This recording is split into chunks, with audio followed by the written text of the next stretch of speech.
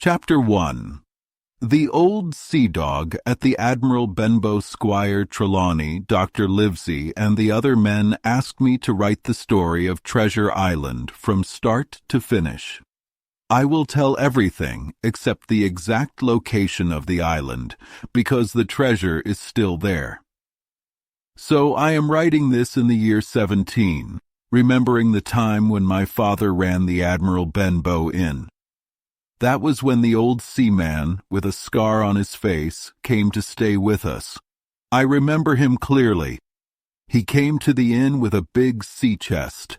He was tall and strong, with dark skin and a messy pigtail hanging from his shoulder. His hands were rough and scarred, and he had a big scar on his face. He looked around, whistling, and then he started singing an old sea song. 15 men on the dead man's chest, yo-ho-ho, and a bottle of rum. He knocked on the door with a stick and asked for a glass of rum. When he got it, he drank slowly, enjoying the taste and looking around at the cliffs and the sign of the inn. "This is a nice place," he said. "Do you have many visitors?" My father said no, there weren't many customers. "Well, this place is perfect for me," he said. "I want to stay here. I'm a simple man. I want rum, bacon, and eggs. I'll stay here and watch for ships. Call me Captain." He threw a few gold coins on the floor. "You can tell me when I've worked through that," he said, looking very serious. Even though his clothes were dirty and he spoke roughly, he didn't look like a common sailor. He looked like a man used to giving orders. The man who brought his chest told us the captain had arrived the day before at the Royal George Inn. He had asked about inns along the coast and decided to stay at ours because it was quiet. That was all we knew about him. The captain was quiet most of the time. He would walk around the cove or the cliffs with a telescope.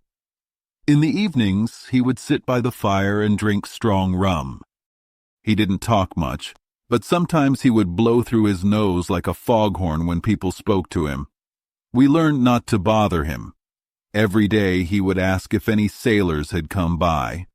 At first, we thought he was lonely, but soon we realized he was trying to avoid sailors. When one came to the inn, the captain would peep through the door before entering the room. He was always quiet when they were there. One day, the captain asked me to watch out for a sailor with one leg. He promised to give me a silver coin every month if I told him when I saw the man. Every month I would ask for the coin, and sometimes he would act angry. But by the end of the week, he would give it to me and remind me to watch for the sailor with one leg. I dreamed about this sailor all the time. On windy nights, I would see him in many scary forms. Sometimes he had no leg at all, sometimes just one leg in the middle of his body. I would dream of him chasing me, and I was terrified. But I wasn't as afraid of the captain. He drank a lot of rum some nights and sang old sea songs loudly. He would force everyone to listen to him or join in. Sometimes the house would shake with his song, and everyone sang along because they were too scared not to. When he was like that, he would slap the table and tell everyone to be quiet. He didn't let anyone leave until he had drunk enough and went to bed. His stories were very frightening. He told terrible tales about pirates, storms at sea, and places like the Dry Tortugas. He said he had sailed with the worst pirates and criminals. His words shocked our quiet neighbors, but they kept coming back. Some of the younger men even admired him, calling him a true sea dog, and saying he was the kind of man who made England strong on the sea. But the captain stayed too long. Month after month he didn't pay, and my father didn't ask for more. When he tried, the captain would roar and stare until my father left the room. I saw my father get upset, and I think it made him even sicker. The captain never changed his clothes except to buy stockings from a traveler. His hat was falling apart, and he let it hang. He patched his coat himself until it was mostly patches. He never wrote letters and didn't speak to anyone except when he was drunk. No one ever saw him open his big sea chest. The captain was only angry once. My father was very sick by then, and Dr. Livesey came to visit him. He sat and talked with my mother, and I remember how different he looked from the captain. The doctor was clean and neat, with white hair and bright eyes. The captain, however, was dirty and drunk, with his arms on the table. Suddenly, the captain started singing his song, 15 men on the dead man's chest, yo-ho-ho, and a bottle of rum. At first I thought the dead man's chest was the captain's sea chest, and it scared me even more. The doctor didn't like the song, and he looked at the captain angrily. The captain got louder and louder, but the doctor didn't stop talking. Finally the captain shouted, "Silence there!" The doctor said, "Are you talking to me, sir?" The captain nodded, and the doctor replied, "If you keep drinking rum, you will soon be a very dirty man." The captain got very angry and stood up, pulling out a knife. But the doctor wasn't scared. He said, "Put the knife away now, or you will be hanged." The captain stared at him for a while, but then he put the knife away and sat down, grumbling like a defeated dog. The doctor said, "Now, I know you're here, and I'll be watching you. I'm not just a doctor, I'm also a magistrate. If you cause any trouble, I'll make sure you're caught." Soon after, the doctor left. The captain stayed quiet for the rest of the evening and many nights after that. Chapter: Black Dog Appears and Disappears. Not long after this, strange things started happening, and it was then that we finally got rid of the captain. It was a very cold winter with heavy snow and strong winds, and it was clear my father wouldn't last much longer. He got worse every day, and my mother and I had to take care of the inn by ourselves. We were very busy and didn't have time to think too much about the captain. One cold morning in January, very early, the cove was covered in frost, and the sun had just started shining on the hilltops. The captain had gotten up early and was walking along the beach with his sword hanging from his coat and a telescope under his arm. I remember seeing his breath in the cold air as he walked, and then I heard him snort loudly, as if he was still angry with Dr. Livesey. While my mother was upstairs with my father, I was setting the table for breakfast when the door opened, and a man I didn't recognize came in. He was pale and seemed weak, and he was missing 2 fingers on his left hand. Even though he had a sword, he didn't look like a fighter. I had always kept an eye out for sailors, and this man was strange.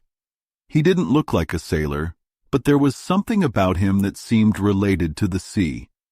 I asked what he wanted, and he said he wanted some rum. As I was about to leave the room to get it, he sat down on a table and asked me to come closer. I stayed where I was, holding my napkin. "Come here, son," he said. "Come closer." I stepped forward. "Is this table for my mate Bill?" he asked with a sneaky smile. I told him I didn't know anyone named Bill, and that the table was for the captain who stayed with us. "Well," he said, "maybe Bill would be called the captain. He has a scar on one cheek, and he's very friendly when he drinks. If your captain has a scar on his cheek, maybe it's him. Is my mate Bill in this house?"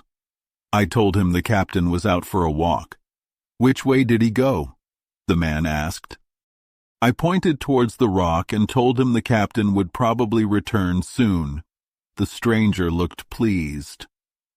"This will be just as good as a drink for my mate Bill," he said, and I didn't like the look on his face. I thought the man might be wrong, but I didn't know what to do. He kept hanging around by the door, looking around like a cat waiting for a mouse. Once I went outside, but he called me back, and when I didn't hurry enough, his face changed and he ordered me inside. I quickly obeyed, and when I came back, he was acting kind again, patting me on the shoulder. "I have a son of my own," he said. "He's just like you, and he's my pride. But boys need discipline. If you had sailed with Bill, you wouldn't have stood there for long when he spoke to you. Now Bill is coming, and we'll surprise him." The man then backed into the parlor with me, hiding behind the open door. I felt very scared, and I could see that he was nervous too. He took his sword out of its sheath and kept swallowing, like he had a lump in his throat. Finally, the captain came in, slammed the door, and went straight to his breakfast. The stranger spoke to him. "Bill," he said. The captain turned around and his face went pale.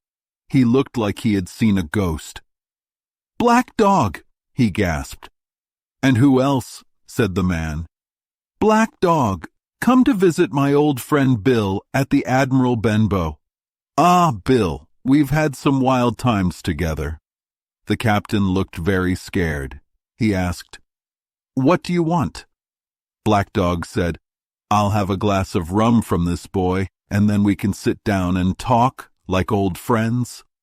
When I brought the rum, the two of them were sitting at the table, with Black Dog next to the door, looking at both the captain and the way out. He told me to leave the door open, and I went to the bar. For a long time, I couldn't hear anything. But then their voices got louder. I could hear the captain shouting, "No, no, enough!" Then there was a loud noise, a clash of swords and a cry of pain.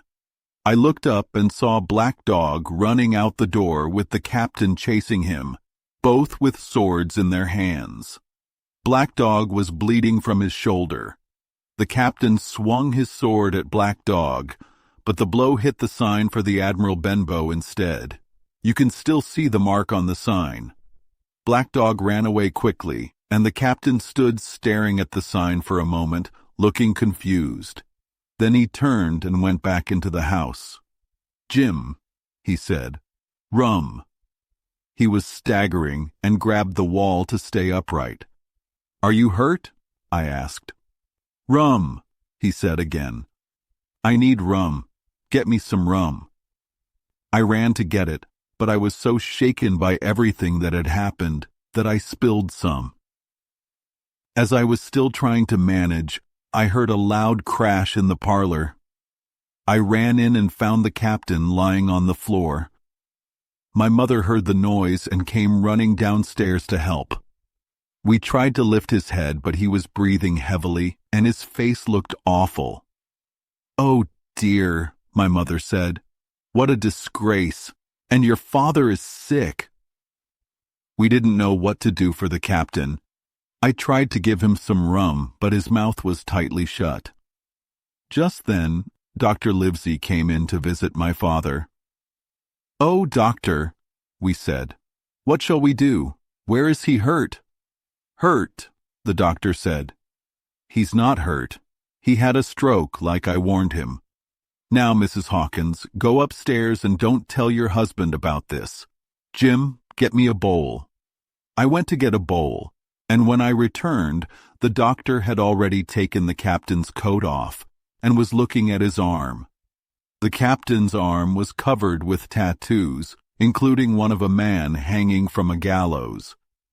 "This is interesting," the doctor said, pointing to the tattoo of the gallows. "It's a warning. Now, let's see what kind of blood you have, Mr. Bones." The doctor opened a vein, and the captain started to wake up.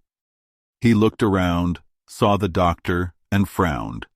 Then he looked at me and seemed relieved. "Where's Black Dog?" he asked. "There's no Black Dog here," the doctor said. "You've been drinking rum, and that gave you a stroke. I just saved you from dying. Now, Mr. Bones—" "That's not my name," the captain interrupted. "It's the name of a pirate I know," said the doctor. "And if you keep drinking rum, you'll die. Do you understand? If you drink again, you'll die." We helped the captain to his bed, where he fell back, looking weak. The doctor told us, "He needs to rest for a week. Another stroke, and it will be over for him." Chapter 3.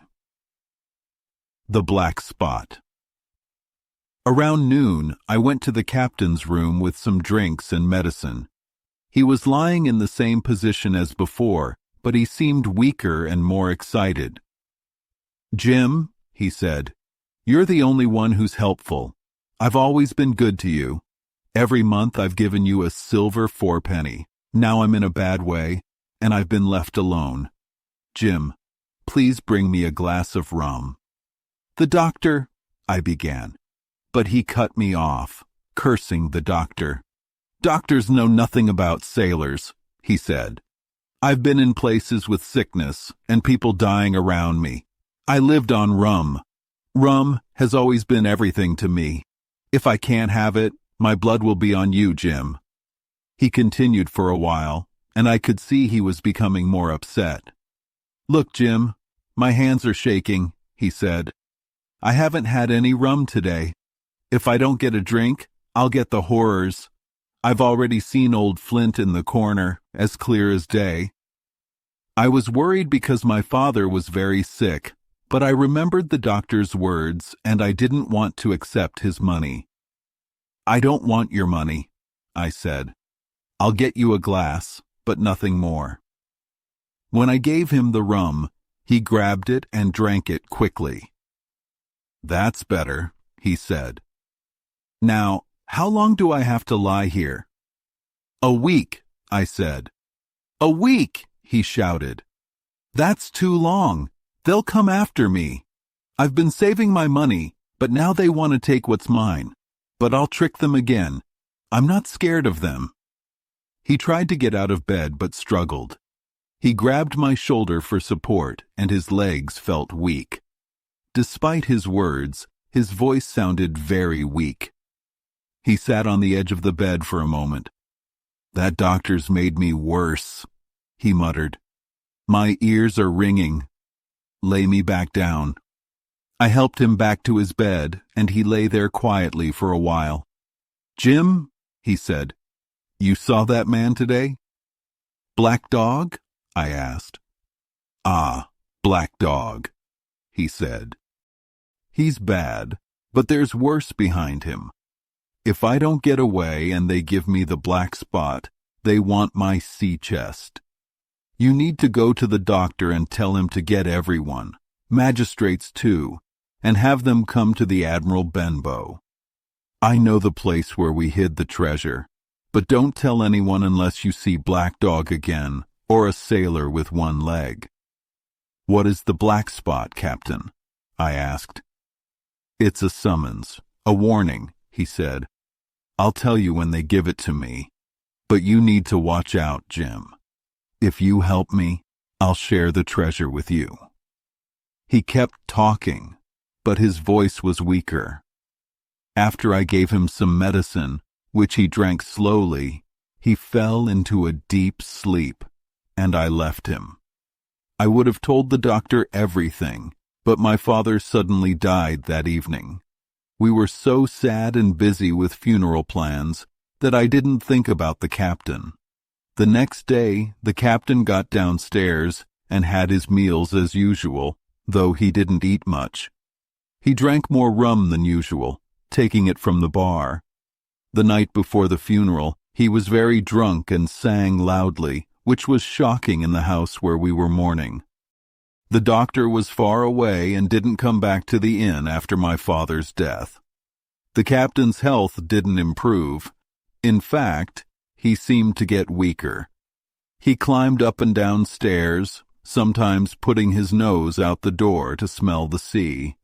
He still didn't talk to me much, and I think he had forgotten what he had told me.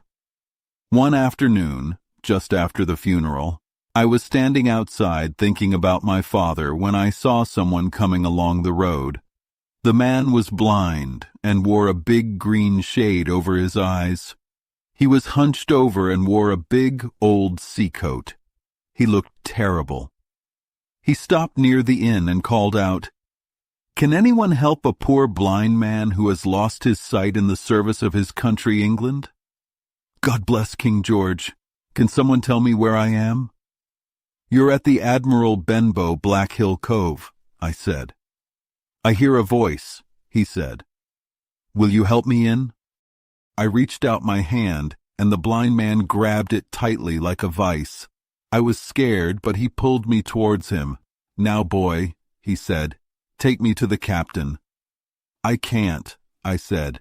"The captain isn't well. He sits with a drawn sword. Another man—" "Take me in now, or I'll break your arm," he said, and he twisted my arm so hard it hurt. "I can't," I said. "The captain is not well." "Take me now," he shouted, and his voice was so cold and cruel that I couldn't refuse. I walked with him into the inn and to the parlor where the captain was sitting, drunk. The blind man kept a tight grip on me. "Take me straight to him," he ordered. "When I see him, say, 'Here's a friend for you, Bill.'" I was so scared that I forgot about the captain and followed the blind man's orders. When we reached the parlor, I said the words in a shaking voice. The captain looked up, and the rum seemed to leave him. He looked pale, like he was very sick. He tried to stand, but I don't think he had the strength. "Now, Bill, sit still," the blind man said. "Business is business. Give me your left hand." We did what he asked. The blind man took something from his stick and gave it to the captain, who grabbed it quickly. "That's done," the blind man said, and then he left the room quickly. I could hear his stick tapping on the road as he walked away. It took a moment for the captain and I to gather ourselves. Then the captain looked at the thing in his hand and said, 10 o'clock, 6 hours. We'll do it." He stood up suddenly but fell to the floor. I ran to him, but it was too late. The captain had died from a stroke. I was shocked. Even though I hadn't liked the captain, I started crying. It was the second death I had experienced, and the sadness from losing my father was still in my heart. Chapter 4. The Sea Chest. I quickly told my mother everything I knew, and we realized that we were in a dangerous situation. Some of the captain's money might be ours, but I didn't think his old shipmates, like Black Dog and the blind man, would be willing to pay the captain's debts. The captain had asked me to go to Dr. Livesey, but that would leave my mother alone and in danger, so we couldn't do that. We knew we couldn't stay in the house any longer, because every little noise scared us. The house seemed haunted, and we were both frightened by the captain's dead body and the idea of the blind man coming back. We needed to make a plan fast.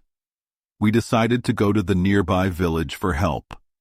The village was not far, just on the other side of a cove, and it was in the opposite direction from where the blind man had come.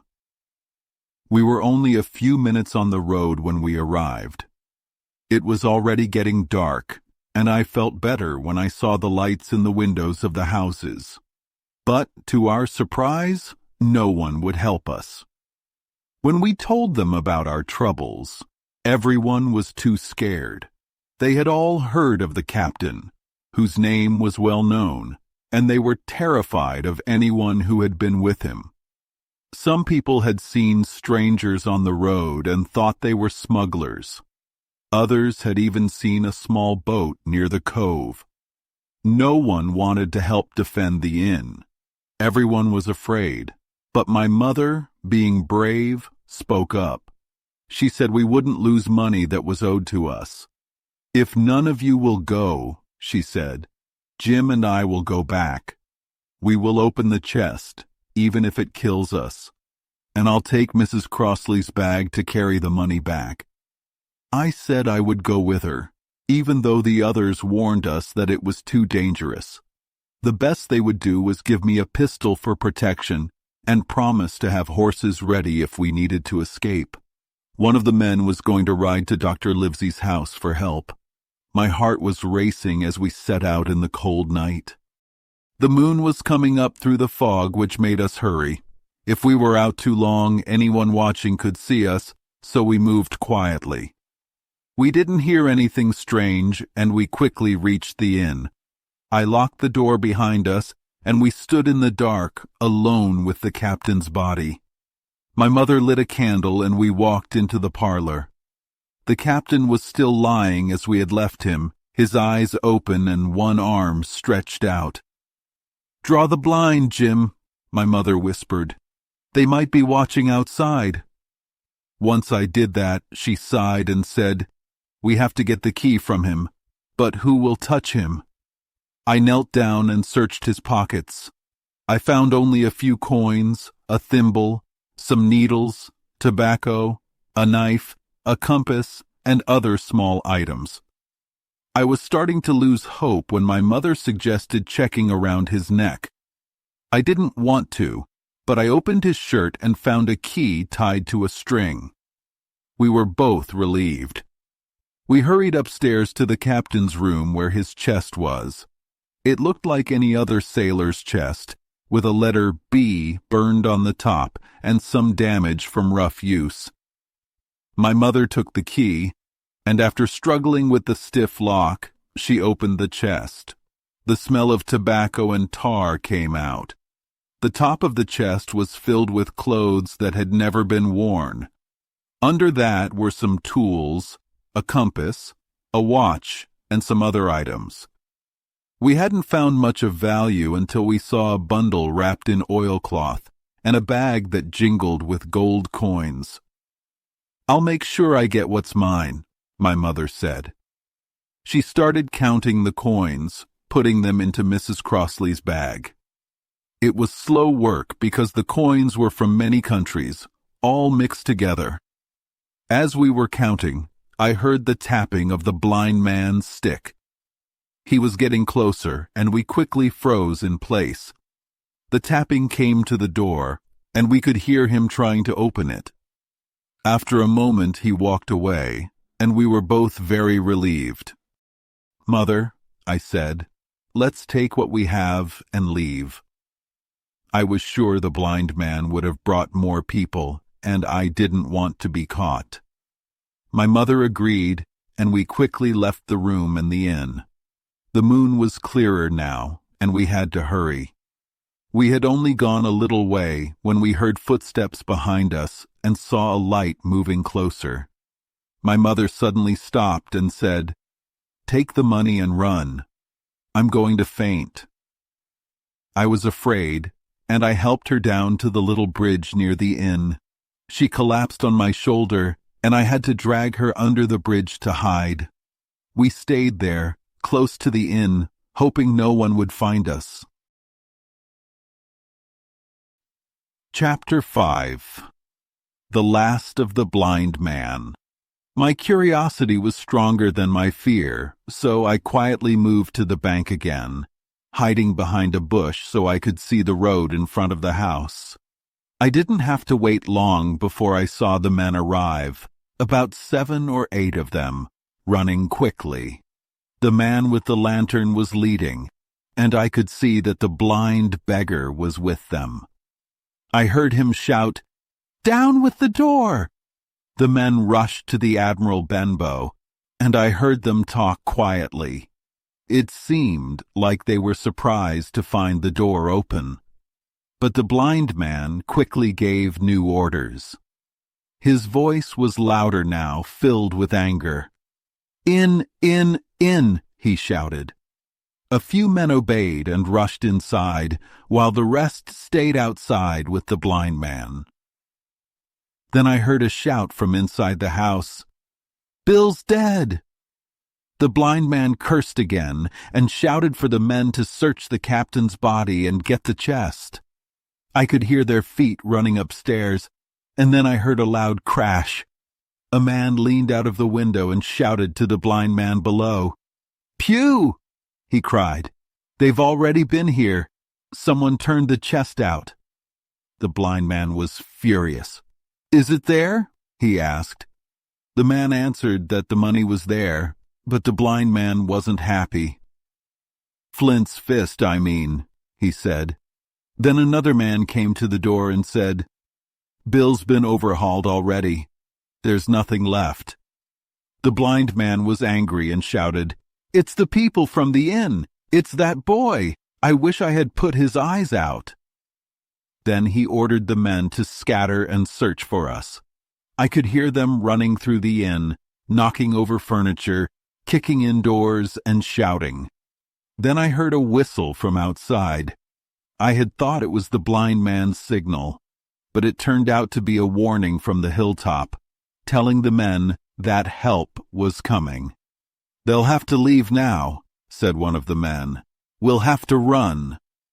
"Run!" cried the blind man. "Dirk was a coward from the start. Find them, you dogs." But the men were afraid, and only a few searched the house. Then I heard more horses coming. The sound of galloping horses got closer, and a pistol shot rang out. The buccaneers immediately ran in all directions.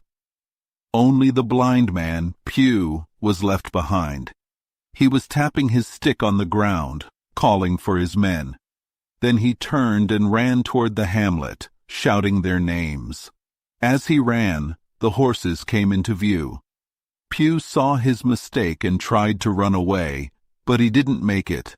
One of the riders tried to avoid him, but Pew was knocked down and trampled by the horses. He died right there, and the horses kept going.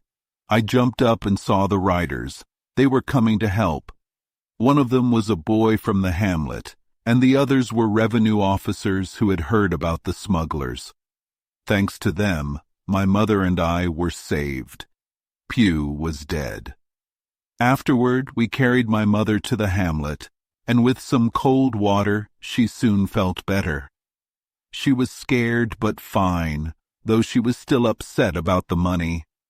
The officers went to the cove where the smugglers had been, but they were too late.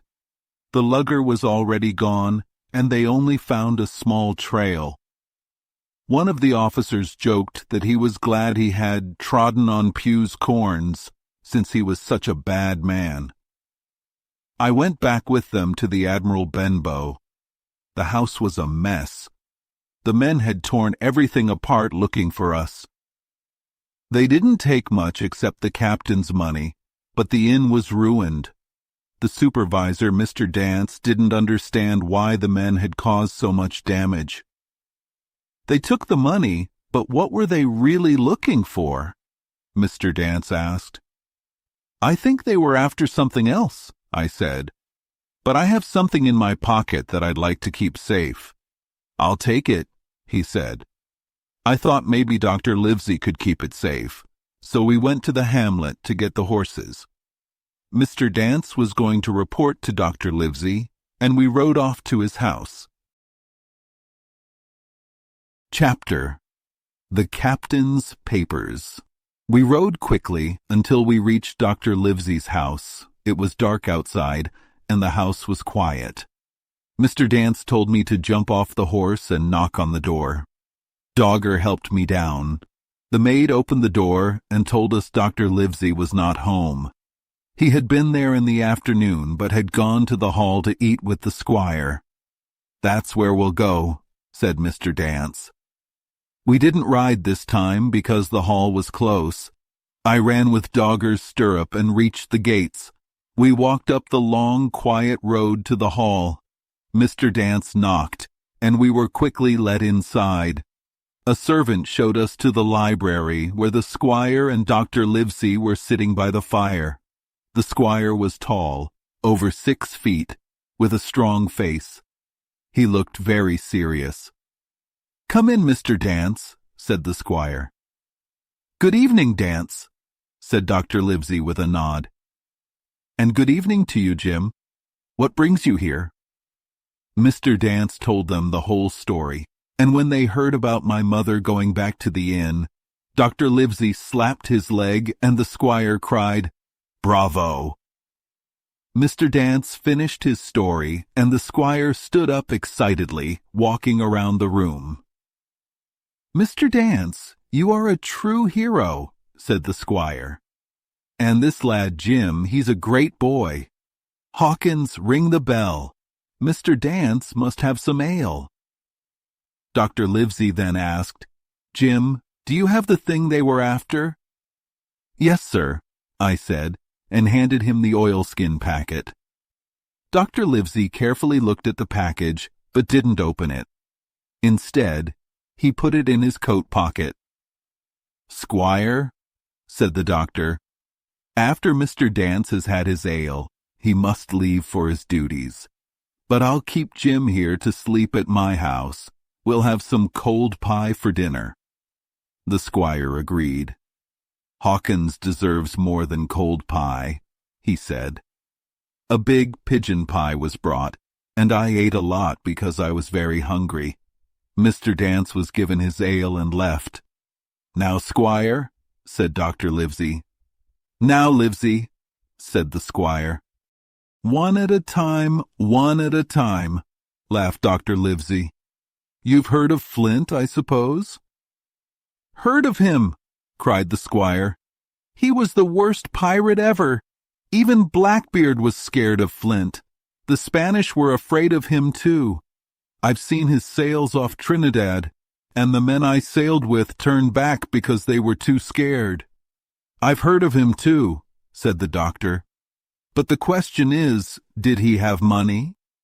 "Money!" cried the squire. "What else would they be after? They care only about money. They risk everything for it." "Exactly," said the doctor. "But let's see if there is money in this packet." Dr. Livesey opened the packet, and inside were two things, a book and a piece of sealed paper. "Let's start with the book," said the doctor.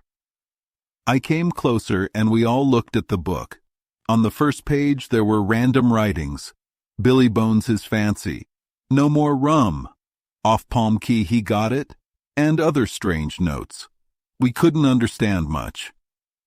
"That's not helpful," said Dr. Livesey. He turned the page, and the next pages had dates and amounts of money, but instead of explanations, there were just crosses. The book had records of ships or towns, and the amounts seemed to grow larger over time. "I can't make sense of this," said Dr. Livesey. "Clearly, these are records of places they attacked," said the squire. "The crosses are the names of the ships or towns, and the sums are their share of the loot. This is Flint's account book." Dr. Livesey agreed. "And the sums grew as Flint became more powerful." The book didn't have much more, except a few notes on places and money. "Thrifty man," said the doctor. "He wasn't the one to be cheated." "Now for the paper," said the squire. The paper was sealed with a thimble. Dr. Livesey carefully opened the seals, and inside was a map of an island. It showed the island's shape, hills, harbors, and a hill named the Spyglass. The map had 3 red crosses, 2 in the north part of the island and 1 in the southwest. The words beside the southwest cross said, "Bulk of treasure here." There was more writing on the back, giving clues about where the treasure could be found. The squire looked excited. "Livesey, if this is true, I'll get a ship in Bristol and take you and Jim with me. We'll find the treasure." Dr. Livesey agreed. "I'll go with you, but I'm afraid of one thing." "And what's that?" asked the squire. "You," replied the doctor. "You can't keep quiet. We're not the only ones who know about this treasure. The men who attacked the inn tonight want the money too. We can't talk about it until we're safely at sea.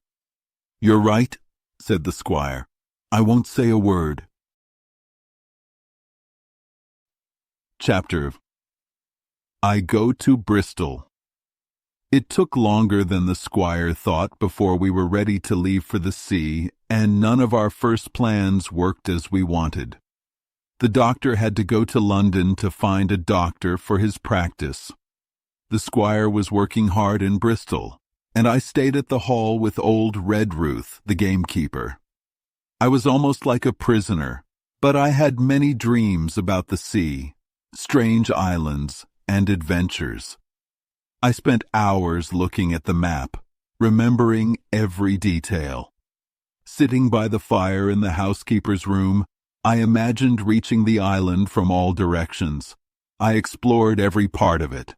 I climbed the big hill called the Spyglass, and from the top I saw beautiful views. Sometimes I imagined fighting with savages. Sometimes I imagined dangerous animals chasing us. But the real adventures we had were much stranger and sadder than my dreams. Weeks went by, and one day we got a letter for Dr. Livesey. The letter had a note that said, "If Dr. Livesey is not here, Tom Redruth or young Hawkins should open it." I opened the letter because Redruth couldn't read well. The letter said, "Old Anchor Inn, Bristol, March 1st, 17. Dear Livesey, I don't know if you are at the hall or still in London, so I'm sending this letter to both places. The ship is ready. She is anchored and waiting to sail. You won't believe how good the ship is. It's easy to sail, and it's called Hispaniola. It's 200 tons. I got the ship from my old friend, Blandly, who helped me a lot. He worked hard to help me, and so did everyone in Bristol when they heard about the treasure. The ship is ready. The workers were slow, but they finished. My only worry was finding the crew.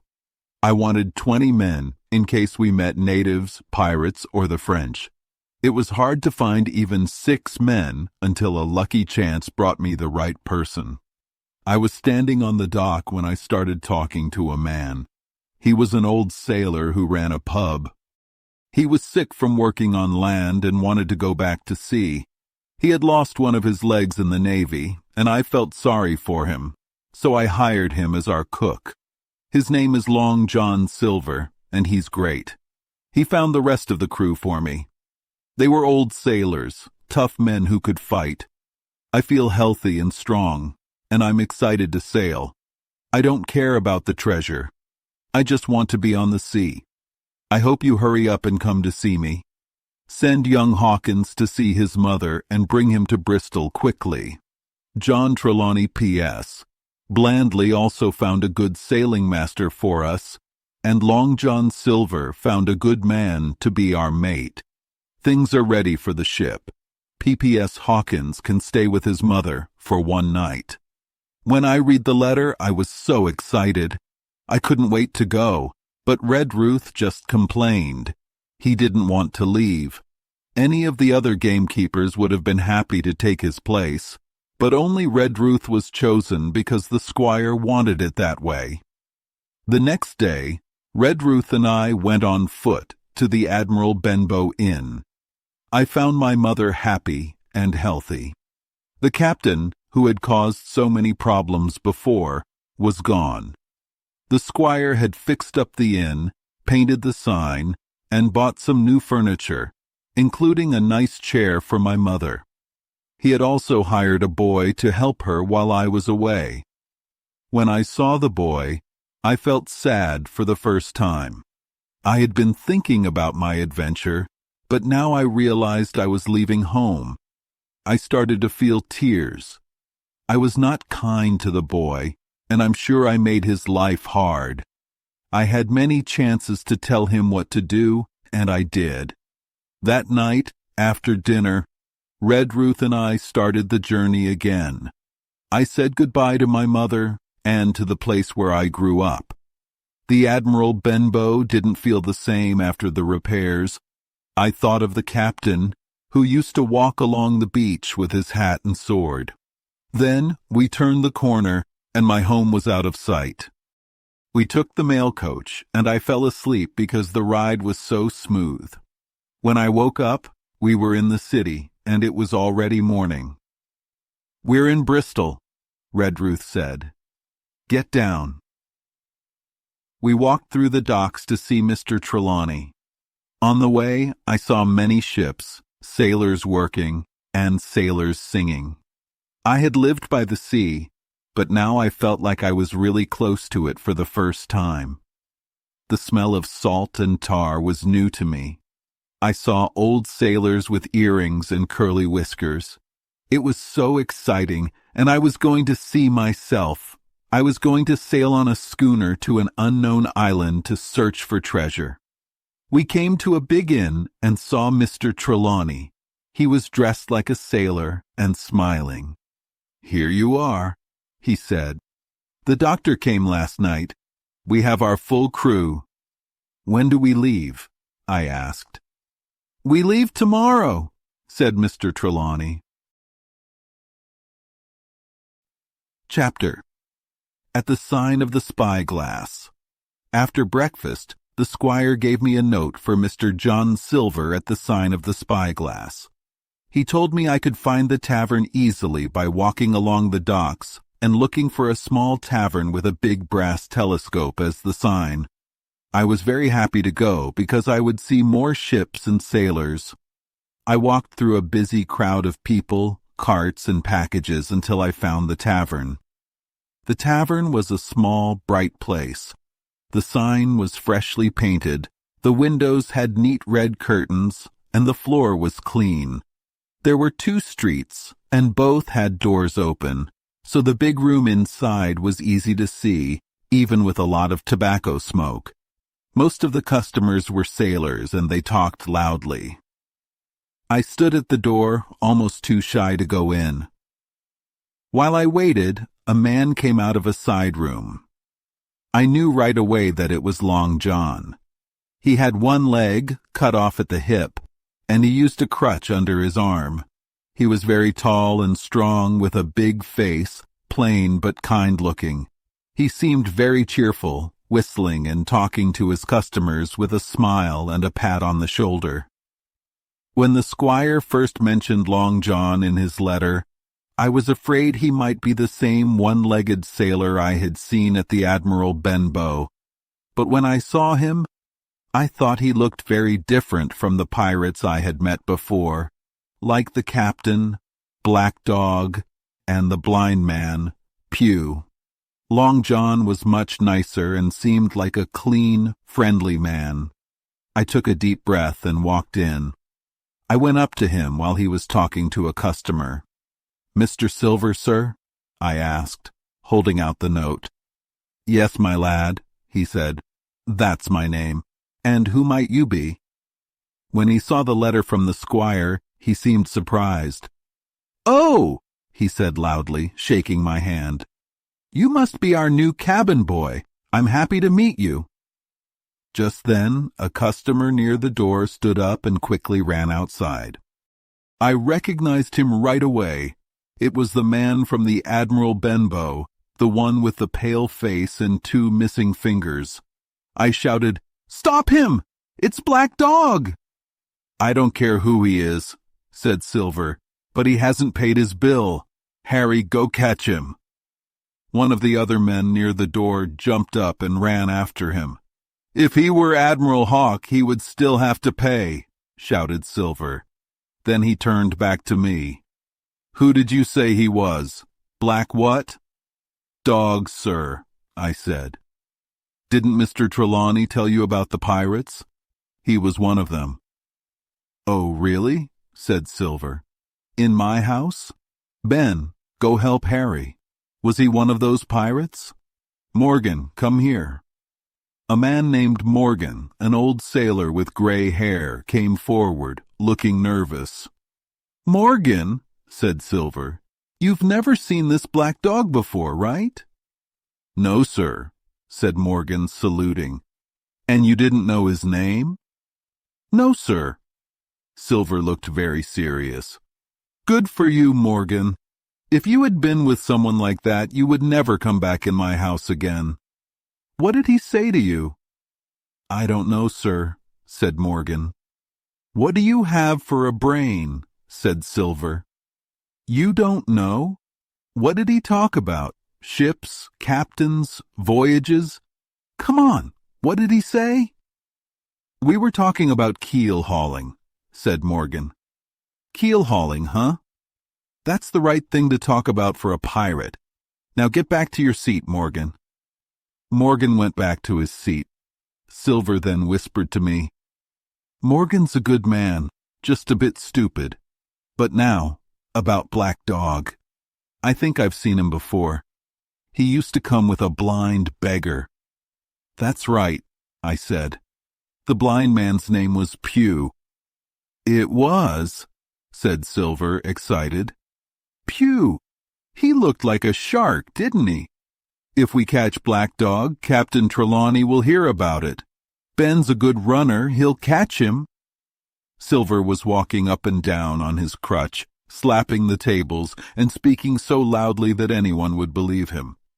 I began to feel suspicious of him again, but he seemed so clever and ready that by the time the two men came back, out of breath and saying they couldn't find Black Dog in the crowd, I almost believed Long John Silver was innocent. Now, Hawkins, said Silver, this is a real problem for me. What does Captain Trelawney think? Here I have a man drinking my rum, and I let him slip away. You need to tell him I did my best. I'm an old man now, but I could have caught him easily before. But now, with my bad leg... Then, suddenly he stopped, looking like he remembered something important. The bill, he shouted. 3 rums, I forgot to pay. And he sat on a bench and laughed so much that tears came from his eyes. I couldn't help but laugh too, and we laughed together, loud enough that the whole tavern heard us. I'm such a fool, he said, wiping his eyes. You and I will get along, Hawkins. I'll take my hat and walk with you to Captain Trelawney. We'll tell him about all this. It's serious business, and we didn't handle it well. But I'll tell you, this is a good laugh about my bill. We laughed some more, and then we walked along the docks. Long John talked to me about the ships we saw, their sizes, the work they were doing, and sailors' jobs. I learned a lot, and I started to think he was a good man to have on board. When we got to the inn, the squire and Dr. Livesey were sitting together, drinking ale. Long John told them the whole story, and I agreed with everything he said. The 2 gentlemen were sorry that Black Dog got away, but they agreed there was nothing to be done. After thanking Silver, the squire called out, All hands aboard by 4 this afternoon. Aye, sir, Silver replied. Well, squire, said Dr. Livesey, I don't always trust your ideas, but I will say this. Long John Silver suits me. The man's a perfect gem, said the squire. And now, said the doctor, Jim can come aboard with us, right? Of course, said the squire. Take your hat, Hawkins, and let's see the ship. Chapter: Powder and Arms. The Hispaniola was anchored far out in the harbor. We passed by many ships, and their ropes sometimes scraped under our boat or swung over us. Finally, we reached the ship, and Mr. Arrow, the mate, came to greet us. He was a brown old sailor with earrings and a squint. He and the squire seemed to be good friends, but I noticed that things were different between the captain and Mr. Trelawney. The captain was a sharp-looking man who seemed angry about everything. He soon told us why, because just after we went down into the cabin, a sailor came to the door. Captain Smollett, sir, wants to speak to you, the sailor said. I'm always at the captain's service, said the squire. Let him in. The captain came in right away and closed the door behind him. "Well, Captain Smollett, what's the matter?" asked the squire. "Everything all right, I hope?"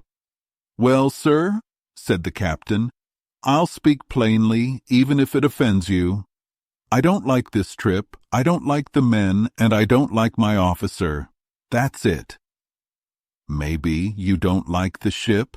asked the squire, looking angry. "I can't say, sir, because I haven't sailed her yet," replied the captain. "She seems good, but I can't say more." "Maybe you don't like your employer," said the squire. But Dr. Livesey stopped him. "Wait a minute," said Dr. Livesey. "There's no point in asking questions like that. The captain said too much or too little, and I want him to explain his words. You say you don't like this trip. Why?" "I was hired with sealed orders to sail this ship wherever I'm told," said the captain. "That's fine. But now I find that every sailor knows more than I do. That doesn't seem fair to me." "No," said Dr. Livesey. "That's not fair." "Next," said the captain, "I hear we're going after treasure. I don't like treasure hunts, and I don't like them when they're secret and when the secret is told to a parrot." "Silver's parrot?" asked the squire. "It's just a saying," said the captain. "I mean, it was blabbed. I don't think you gentlemen know what you're doing, but I'll tell you this. It's dangerous. Life or death." "That's clear enough and probably true," said Dr. Livesey. "We are taking the risk, but we're not as ignorant as you think. Next you say you don't like the crew. Are they bad sailors?" "I don't like them, sir," said Captain Smollett, "and I should have been the one to choose the crew." "Maybe you should have," said Dr. Livesey. "Maybe my friend should have brought you along to help choose the men, but the slight was not on purpose. And you don't like Mr. Arrow?" "I don't," said the captain. "He's a good sailor, but he's too friendly with the men. A mate should keep to himself, not drink with the crew." "Does he drink?" asked the squire. "No," said the captain. "I just mean he's too familiar with them." "Well, what do you want, Captain?" asked Dr. Livesey. "Tell us." "Gentlemen," said the captain, "are you sure you want to go on this trip?" "Of course," said the squire. "Good," said the captain. "Then let me tell you a few more things. They are putting the powder and arms in the front part of the ship. Why not put them under the cabin? First point. Second point. You brought some of your own men. Why not have them sleep near the cabin? Third point. There has been too much talking." "I agree," said Dr. Livesey. "I've heard that you have a map of an island with marks on it showing where treasure is hidden," said the captain. "And I know the exact location of the island." "I never told anyone that," cried the squire. "The crew knows it," said the captain. "Livesey, it must have been you or Hawkins," said the squire. "It doesn't matter who told them," said Dr. Livesey, "and I don't think anyone else told them." "Well, gentlemen," said the captain, "I don't know who has the map, but I insist that it be kept secret. I don't want to know where it is, and neither does Mr. Arrow. If you can't keep it secret, I'll resign." "I see," said Dr. Livesey.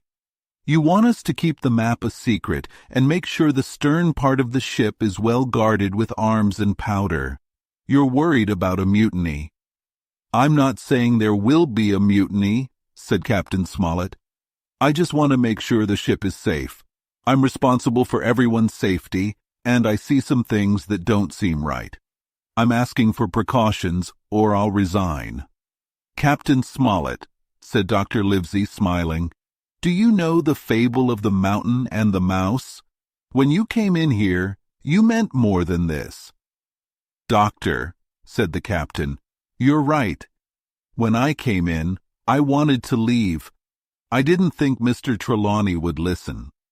"No more would I," said the squire.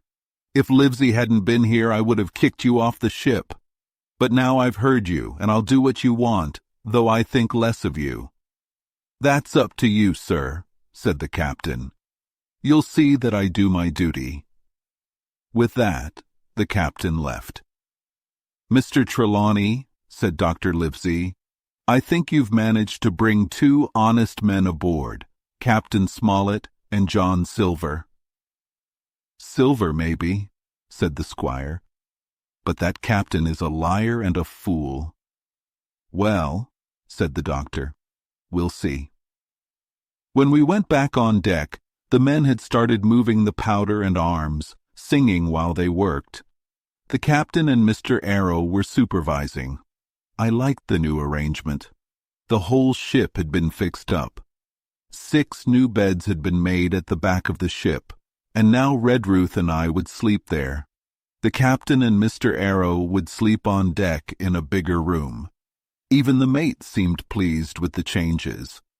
We were all working hard when the last men, including Long John, came back from the shore. The cook climbed aboard like a monkey and saw what was happening. "What's this?" he asked. "We're moving the powder, Jack," one of the men answered. "By the powers," said Long John, "if we do, we'll miss the morning tide." "Orders," said the captain. "You can go below. The men need dinner." "Aye, aye, sir," said Long John, and he went down to the galley. "That's a good man," said the doctor. "Maybe," said the captain, "but keep the powder safe, men." Then, noticing me looking at the swivel gun, he shouted, "Boy, get away from that! Go help the cook." As I hurried off, I heard him tell the doctor loudly, "I'll have no favorites on my ship." I didn't like the captain at all, and agreed with the squire. I hated him. Chapter 10. The Voyage. All that night we were busy getting everything in its place, and many of the squire's friends, like Mr. Blandley, came to wish him a good trip. It was a lot of work, and I was very tired. But before dawn, the boatswain blew his whistle, and the crew started to work. Even though I was tired, I stayed on deck because everything was so new and exciting to me. The orders, the loud whistle, and the crew working by the light of the lanterns. "Sing us a song, Barbecue," one of the men shouted. "The old one," cried another. "All right, mates," said Long John, standing nearby with his crutch, and he started singing a song I knew well. 15 men on the dead man's chest. Then the crew joined in, "Yo-ho-ho, and a bottle of rum." With the third, "Ho!" they worked hard, moving the ship forward. This moment made me think of the old Admiral Benbow, where I first met the captain. But soon the anchor was up, the sails caught the wind, and the land disappeared. Before I could rest, the Hispaniola had started its voyage to Treasure Island. I won't tell you all the details of the voyage. It went mostly well. The ship was good, the crew were skilled, and the captain knew his job. But before we reached Treasure Island, there were a few things that happened.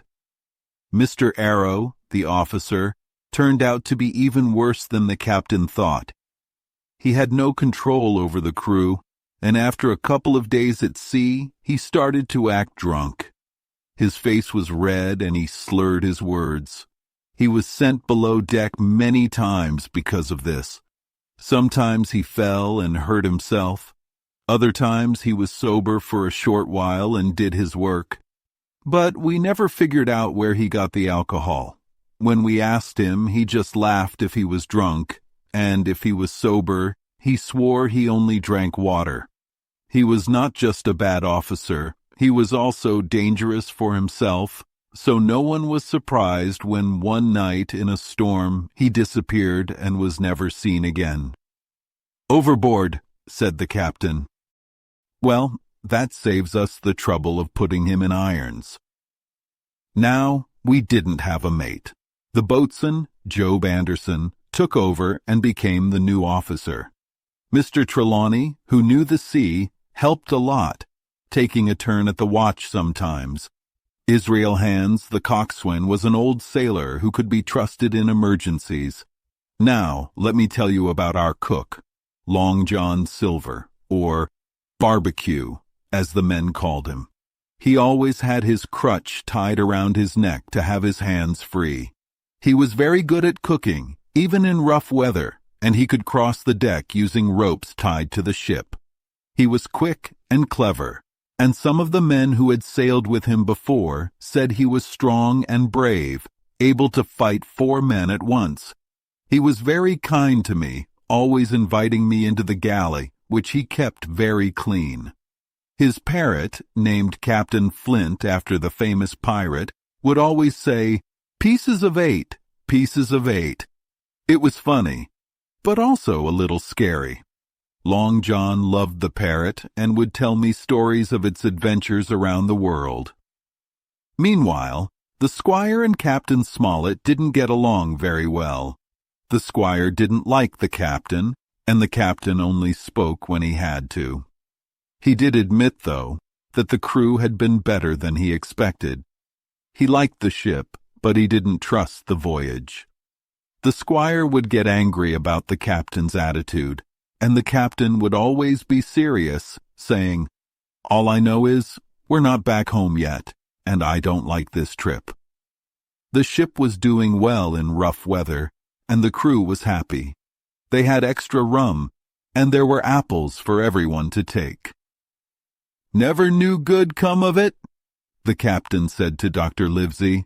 "Spoil the crew, make trouble." But something good came from the apple barrel, which we would learn later, and it might have saved our lives. We were getting close to the island we were looking for. It was the last day of our outward journey, and we were all excited. The ship was sailing steadily, and everyone was in high spirits. That night, just after sunset, I decided to have an apple. The crew were all looking out for the island. I got into the apple barrel, but there weren't many apples left. As I sat there, I heard a heavy man sit down next to me. The barrel shook, and when the man spoke, I realized it was Long John Silver. I stayed hidden, trembling with fear and curiosity. From what I heard, I understood that the lives of everyone on the ship were in danger, and I alone could stop it. Chapter 11. What I Heard in the Apple Barrel. "No, not me," said Silver. "Flint was the captain. I was the quartermaster with my wooden leg. That same battle where I lost my leg, old Pew lost his sight. He was a good doctor, though, a real professional. But he was hanged like a dog at Corso Castle.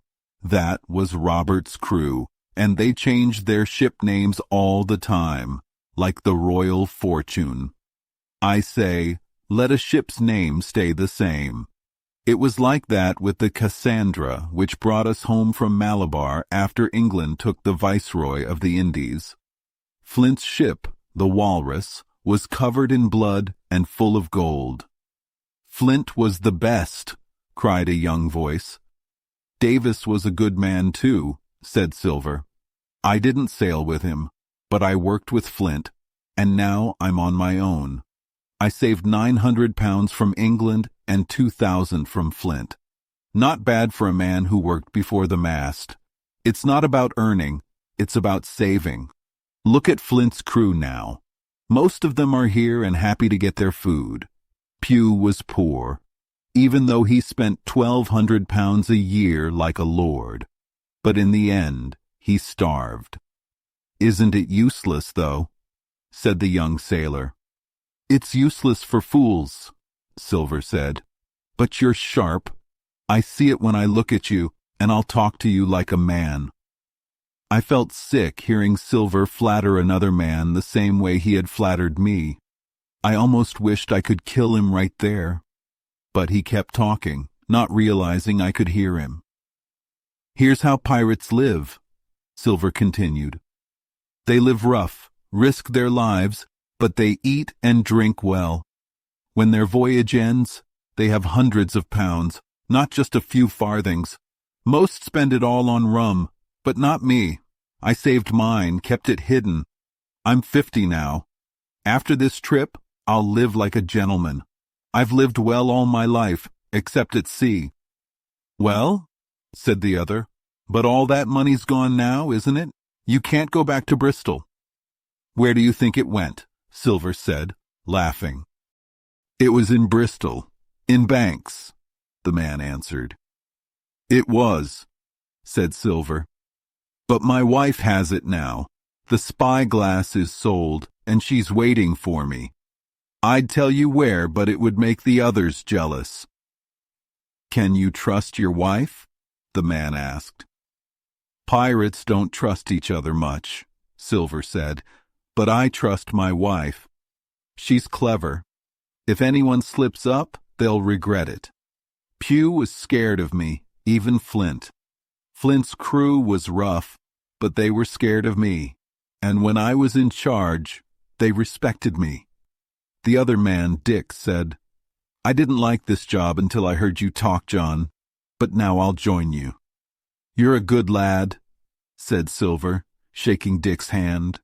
"A fine pirate." At this point, I understood what they meant by gentlemen of fortune. They were just pirates, and Silver was corrupting the last honest sailor. But I soon learned more as Silver whistled, and another man came over and sat with them. "Dick's good," Silver said.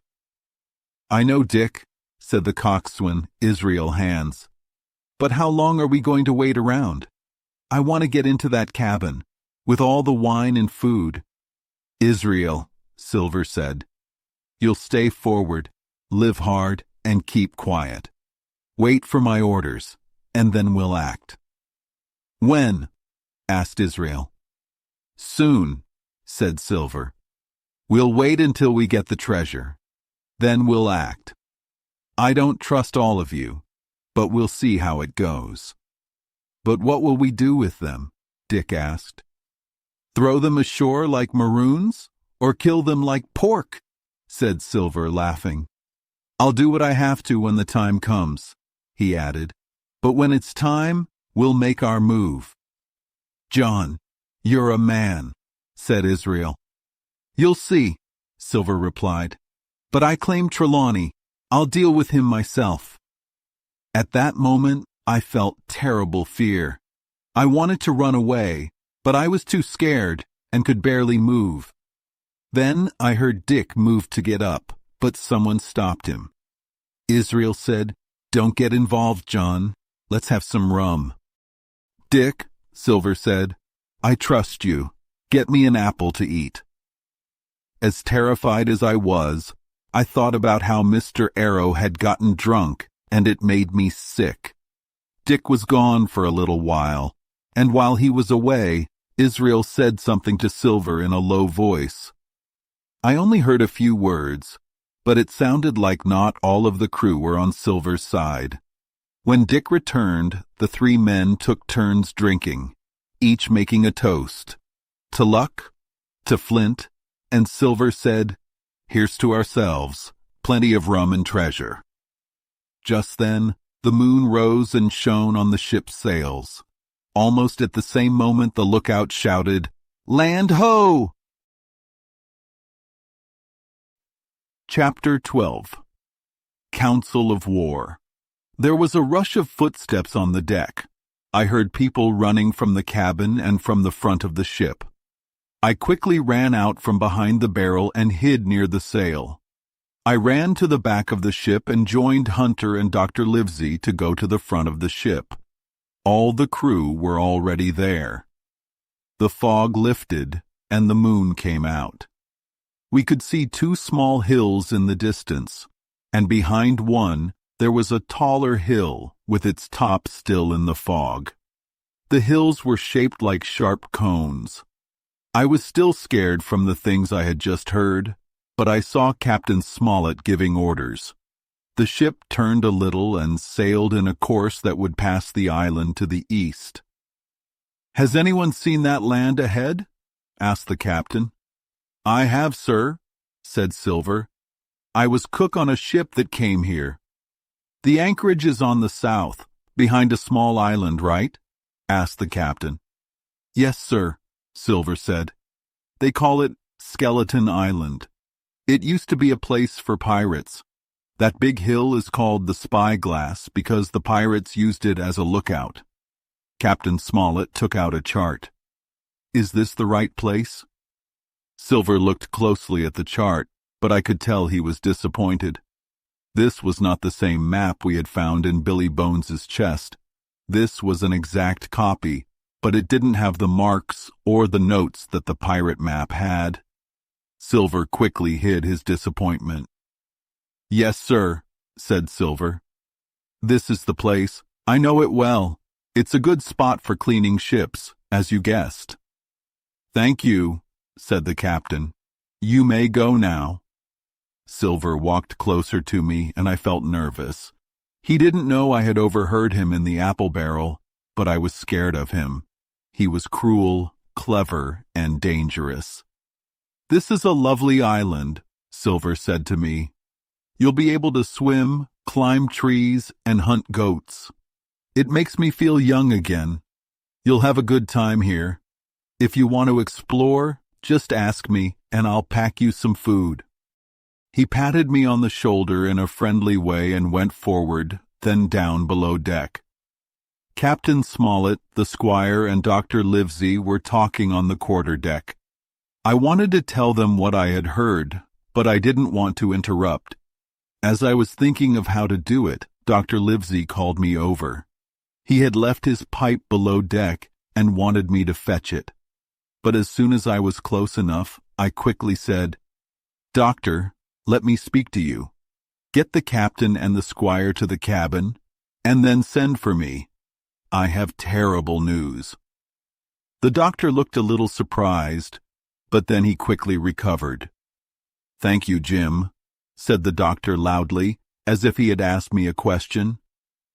He turned and went back to the captain and the squire. They spoke quietly for a while, and soon the captain gave an order to Job Anderson, and everyone was called to the deck.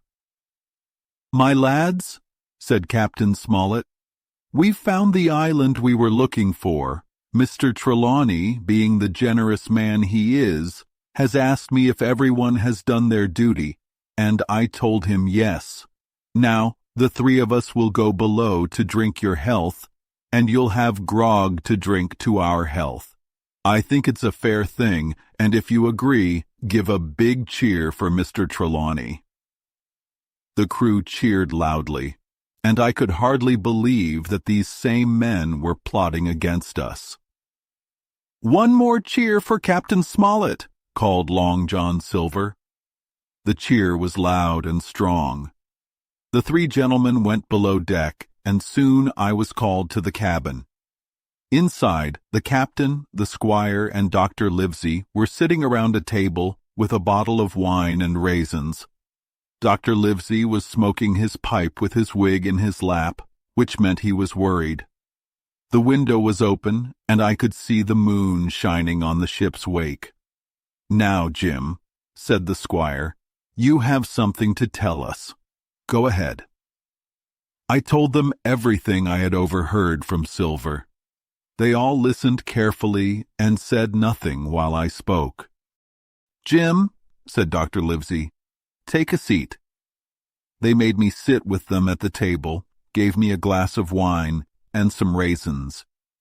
Then all three of them raised their glasses and toasted me for my courage. Now, Captain, said the squire, you were right and I was wrong. I admit it. No more wrong than I am, sir, said Captain Smollett. I've seen many crews planning mutiny, and they always give signs. But this crew, I'm not sure. Captain, said the doctor, with your permission, that's Silver, a very clever man. He would look good from the yardarm, said the captain. But enough talk. Let me explain my plan. The captain began explaining the plan. We can't turn back now, so we have to keep going, but we have time before the treasure is found. There are still loyal men on board. We need to be ready for a fight. We can count on your servants, Mr. Trelawney." "As much as I count on myself," said the squire. "We're only 7 of us, but we know the honest men on board," said Captain Smollett. "We need to be careful, and we need to act when the time is right." "We must trust in Jim," said the doctor. "The men are not afraid of him, and Jim is observant." The squire looked at me. "I have great faith in you, Jim," he said. I felt helpless. We only had 7 people we could trust, and one of them was a boy. So the odds were still against us. But somehow it was through me that our safety might come. Chapter 12. Council of War. There was a rush of footsteps on the deck. I heard people running from the cabin and from the front of the ship. I quickly ran out from behind the barrel and hid near the sail. I ran to the back of the ship and joined Hunter and Dr. Livesey to go to the front of the ship. All the crew were already there. The fog lifted and the moon came out. We could see 2 small hills in the distance, and behind one there was a taller hill with its top still in the fog. The hills were shaped like sharp cones. I was still scared from the things I had just heard, but I saw Captain Smollett giving orders. The ship turned a little and sailed in a course that would pass the island to the east. "Has anyone seen that land ahead?" asked the captain. "I have, sir," said Silver. "I was cook on a ship that came here." "The anchorage is on the south, behind a small island, right?" asked the captain. "Yes, sir," Silver said. "They call it Skeleton Island. It used to be a place for pirates. That big hill is called the Spyglass because the pirates used it as a lookout." Captain Smollett took out a chart. "Is this the right place?" Silver looked closely at the chart, but I could tell he was disappointed. This was not the same map we had found in Billy Bones's chest. This was an exact copy, but it didn't have the marks or the notes that the pirate map had. Silver quickly hid his disappointment. "Yes, sir," said Silver. "This is the place. I know it well. It's a good spot for cleaning ships, as you guessed." "Thank you," said the captain. "You may go now." Silver walked closer to me, and I felt nervous. He didn't know I had overheard him in the apple barrel, but I was scared of him. He was cruel, clever, and dangerous. "This is a lovely island," Silver said to me. "You'll be able to swim, climb trees, and hunt goats. It makes me feel young again. You'll have a good time here. If you want to explore, just ask me, and I'll pack you some food." He patted me on the shoulder in a friendly way and went forward, then down below deck. Captain Smollett, the squire, and Dr. Livesey were talking on the quarter-deck. I wanted to tell them what I had heard, but I didn't want to interrupt. As I was thinking of how to do it, Dr. Livesey called me over. He had left his pipe below deck and wanted me to fetch it. But as soon as I was close enough, I quickly said, "Doctor, let me speak to you. Get the captain and the squire to the cabin, and then send for me.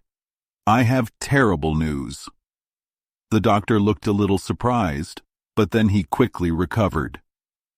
"Thank you, Jim," said the doctor loudly, as if he had asked me a question.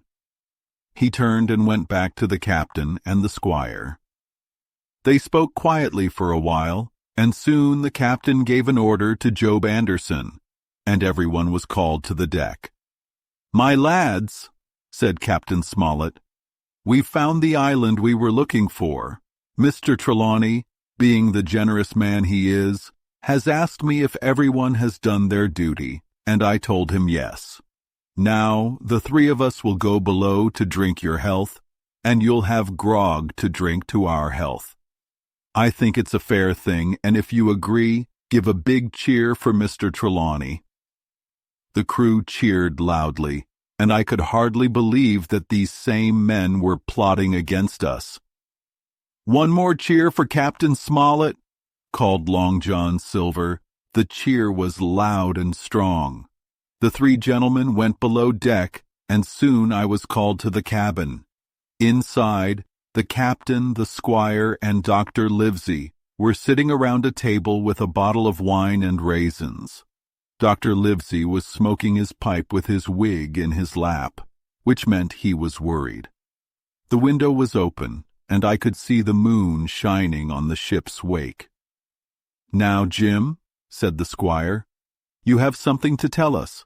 Go ahead." I told them everything I had overheard from Silver. They all listened carefully and said nothing while I spoke. "Jim," said Dr. Livesey, "take a seat." They made me sit with them at the table, gave me a glass of wine and some raisins. Then all three of them raised their glasses and toasted me for my courage. "Now, Captain," said the squire, "you were right, and I was wrong. I admit it." "No more wrong than I am, sir," said Captain Smollett. "I've seen many crews planning mutiny, and they always give signs. But this crew, I'm not sure." "Captain," said the doctor, "with your permission, that's Silver, a very clever man." "He would look good from the yardarm," said the captain. "But enough talk. Let me explain my plan." The captain began explaining the plan. "We can't turn back now, so we have to keep going. But we have time before the treasure is found. There are still loyal men on board. We need to be ready for a fight. We can count on your servants, Mr. Trelawney?" "As much as I count on myself," said the squire. "We're only 7 of us, but we know the honest men on board," said Captain Smollett. "We need to be careful, and we need to act when the time is right." "We must trust in Jim," said the doctor. "The men are not afraid of him, and Jim is observant." The squire looked at me. "I have great faith in you, Jim," he said. I felt helpless. We only had 7 people we could trust, and one of them was a boy. So the odds were still against us. But somehow, it was through me that our safety might come. Chapter 13. How I Began My Shore. Adventure. The next morning, the island looked very different from before. The wind had stopped, and we had moved a long way during the night. We were now very close to the eastern coast of the island, about half a mile away. The trees on the island were dark and gray, and there were some tall pine trees in sandy areas. The hills were sharp and rocky.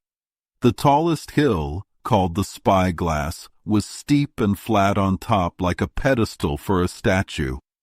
The ship, the Hispaniola, was rocking in the sea. The ship was creaking and groaning. I had to hold on tight to avoid falling, and I felt dizzy, especially because I hadn't eaten yet. Looking at the island made me feel uneasy. The island was dark and sad-looking, with gray trees and sharp rocks. The sound of the waves crashing on the shore made me feel nervous, even though the sun was shining and the birds were singing. It should have been exciting to get to land, but instead, I felt scared and hated the thought of being on the island. We had to work hard that morning because there was no wind, and we had to get the boats out and row around the island. I volunteered to go, even though I didn't have to. It was very hot, and the men were unhappy. Anderson, who was in charge of my boat, complained loudly. "Well," he said, "it's not forever." I thought this was a bad sign because before that, the crew had worked hard and quickly. But now, just seeing the island seemed to make them lazy. Long John Silver was in charge of the ship's course. He knew the island well and guided the ship through the narrow passage. He didn't hesitate once, even though the water was deeper than the chart showed. Finally, we anchored the ship, and it was a quiet place, surrounded by trees. The water was calm, and the area was completely hidden. There were 2 little swamps emptying into the water. Everything around us smelled bad, like rotting wood, and the doctor sniffed the air. "I don't know about treasure," he said, "but I'm sure there's fever here." After we got back on the ship, the men were not behaving well. They were lying around, grumbling. They didn't listen to orders and didn't do their work properly. It was clear that mutiny was a real threat. Long John Silver, however, was trying hard to keep everyone in a good mood. He was all smiles, helping where he could, singing songs to distract the crew. But I could see that his friendly attitude was a sign of worry. He was trying to keep things under control. We had a meeting in the cabin to talk about the situation. Captain Smollett said, "If I give another order, the crew will turn on us. If I don't speak, Silver will figure it out, and everything will fall apart. We can only trust one man." "Who is that?" asked the squire. "Silver," said the captain. "He's just as worried as we are. What I think we should do is give the men an afternoon ashore. If they all go, we'll fight the ship. If none of them go, we'll stay in the cabin. If some go, Silver will bring them back." The plan was made. We gave guns to the trusted men. Hunter, Joyce, and Red Ruth were with us, and they agreed to help. The captain went on deck to announce the plan to the crew. "My lads," said Captain Smollett, "we've had a long day, and we're all tired. The boats are ready, and anyone who wants to go ashore for the afternoon can. I'll fire a gun when it's time to return." The crew was happy to hear this and cheered loudly. They were excited to go ashore, thinking they would find treasure. The captain quickly left, and Long John Silver took over the arrangement. It was clear now that Silver was the one in control, and he was using the situation to his advantage. Soon, the boats were ready to go ashore. 6 men stayed on the ship, and the rest, including Silver, got into the boats. I saw my chance and decided to go ashore too. I slipped into the nearest boat without anyone noticing, except the bow oar, who quietly told me to keep my head down. Silver saw me and called out, but I didn't stop. I ran straight into the trees as soon as the boat reached the shore. "Jim! Jim!" I heard Silver shouting, but I ignored him and ran deeper into the island until I couldn't run anymore. Chapter 14. The First Blow. I was happy that I had managed to escape from Long John Silver, and I started to enjoy myself as I looked around at the strange land. I had walked through a swampy area with willows, rushes, and strange trees. Now I had come out onto a sandy piece of land, about a mile long. There were some pine trees and many other twisted trees that looked like oak trees, but their leaves were pale, like willows. In the distance, I saw a hill with 2 sharp peaks shining in the sun. I felt happy to be exploring. The island was empty of people, and my shipmates were far behind. All I saw were animals and birds. I wandered around the trees, seeing flowers I didn't recognize and snakes, one of which hissed at me. I didn't know it was dangerous at the time, but it was a rattlesnake. Then I came to a thicket of trees, like evergreen oaks. The trees grew low to the ground like brambles, and their branches were twisted. The thicket stretched down from a small hill to the edge of a marsh where a river flowed. The sun was strong, and the air was thick with steam from the wet land. In the distance, I saw the tall spyglass hill. Suddenly, I heard a noise in the swamp. Ducks flew up with loud quacks, and soon a lot of birds were flying in the air. I guessed that some of my shipmates were near. I crawled behind a tree to hide and listened quietly. I could hear voices, and I recognized Silver's voice. He was talking to someone, but I couldn't hear what they were saying. They were speaking loudly, almost angrily, but their words were hard to make out. After a while, the voices seemed to stop, and the birds started to calm down. I decided that I should get closer to listen to their conversation, since I had come ashore and had to learn what the men were planning. I crawled slowly towards them, and finally, I reached a spot where I could see them clearly. Silver was standing with another man, and they were talking face to face in a small green area. Silver had taken off his hat and was speaking to the other man with a serious look on his face. "Mate," Silver was saying, "I'm telling you this because I think highly of you. If I didn't, I wouldn't warn you. Everything's going wrong, and if one of the wild men finds out, I'll be in trouble. You need to listen." The other man, who was red in the face and sounding very hoarse, replied, "Silver, you're old and you have money and you're brave. But do you really want to follow these people? Not me. I'd rather lose my hand than follow them." Just then, a loud noise broke their conversation. I heard a terrible scream in the distance. The sound echoed across the marsh, and all the birds flew into the air again. Silver didn't move, but the other man, Tom, jumped up in shock. "Who was that?" Tom asked. Silver smiled, but his eyes were sharp and dangerous. "That? Oh, that'll be Alan," he said. "Alan!" Tom cried. "He was a true sailor, and you! Did you kill him? I won't follow you anymore. If you kill Alan, kill me too, but I won't go with you." With that, Tom turned to walk toward the beach. But before he could go far, Silver grabbed a branch, threw his crutch, and hit Tom in the back. Tom fell to the ground, and Silver quickly jumped on him and stabbed him twice. I felt sick and dizzy. I couldn't believe what I had just seen. It was horrible.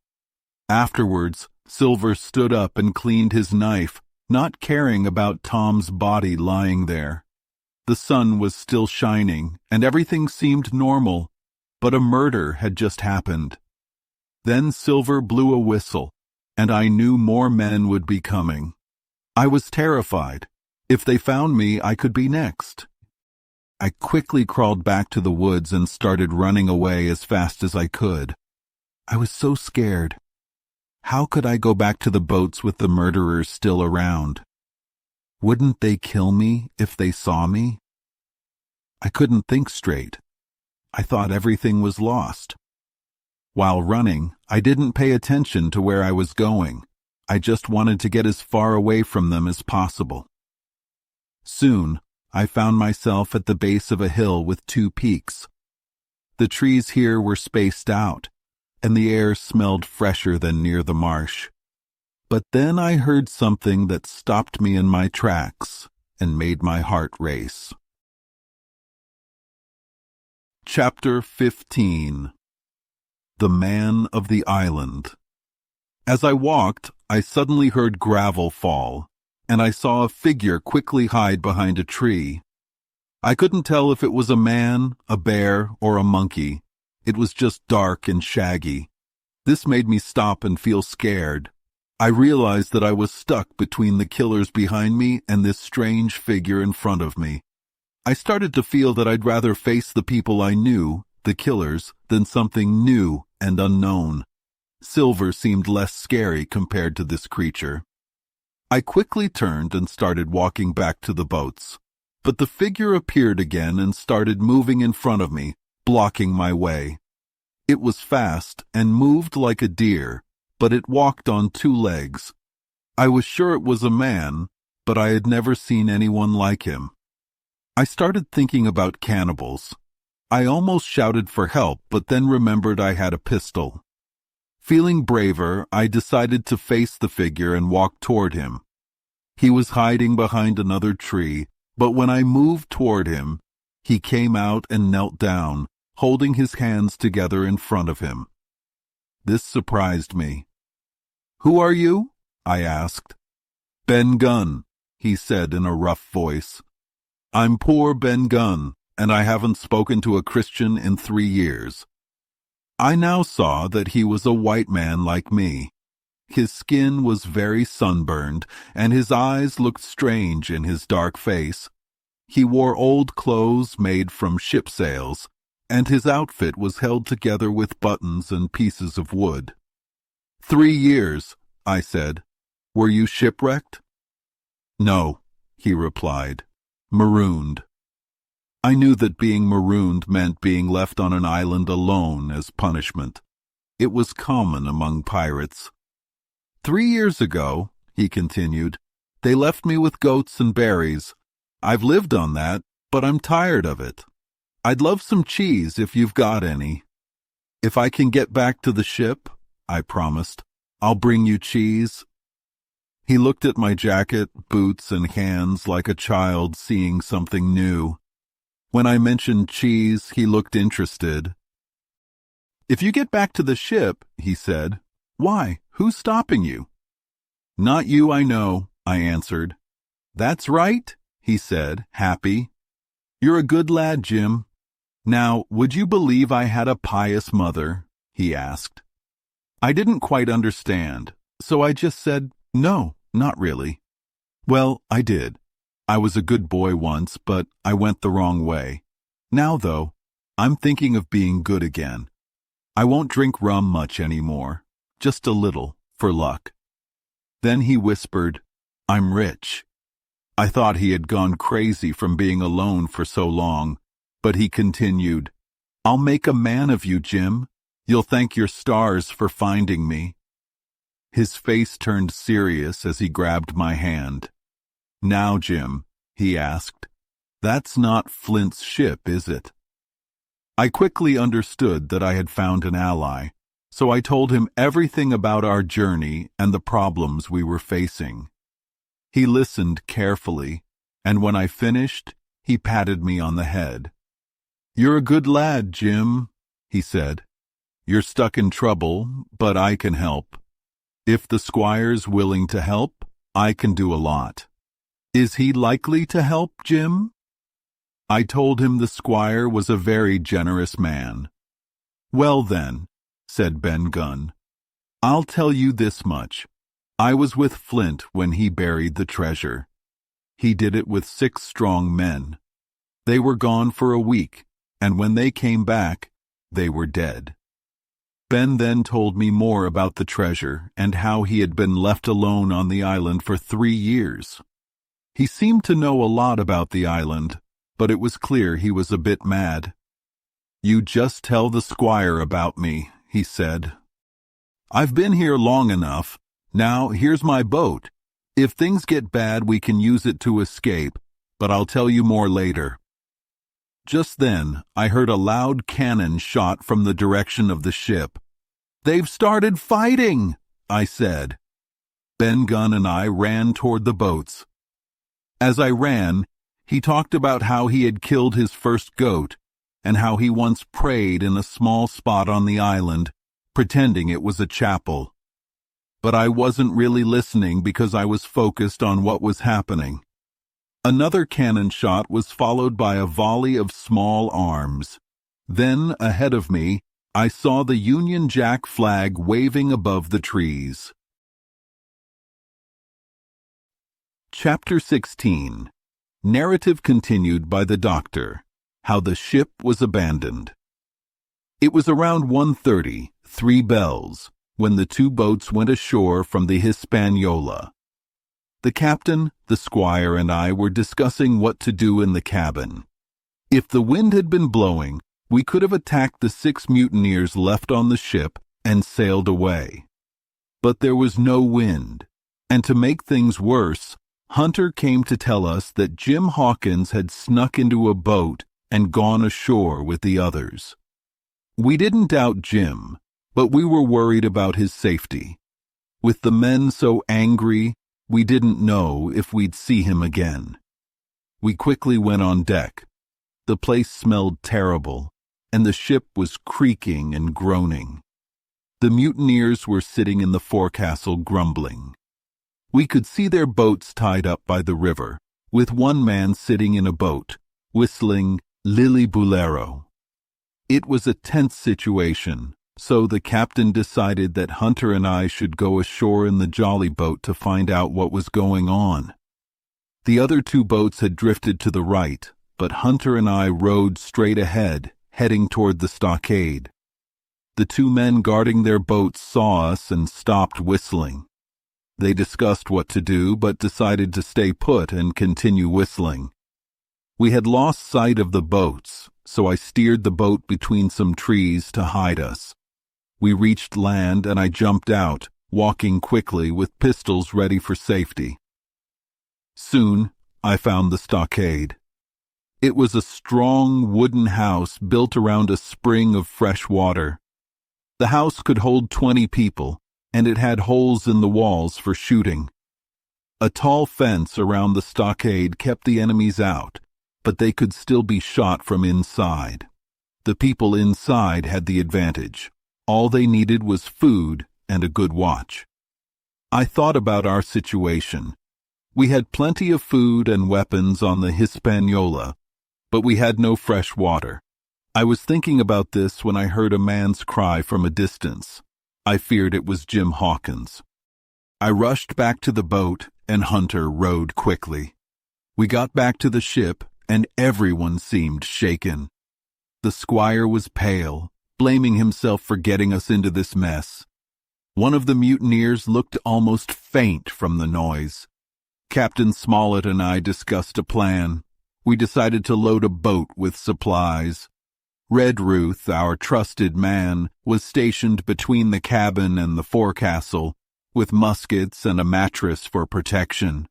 Hunter and I worked quickly, bringing powder, food, muskets, and my medicine chest. On deck, the captain warned the mutineers. "Mr. Hands," he called, "we have pistols. If anyone signals, that man will be dead." The mutineers went below deck, probably planning to attack us, but when they saw Redruth waiting with muskets, they quickly backed down. We loaded the boat with more supplies and made our way back to shore. As we approached, one of the mutineers ran ashore and disappeared. I almost changed my plan and destroyed their boats, but I was worried about Silver and the others being nearby. I decided it was better to stick to the plan.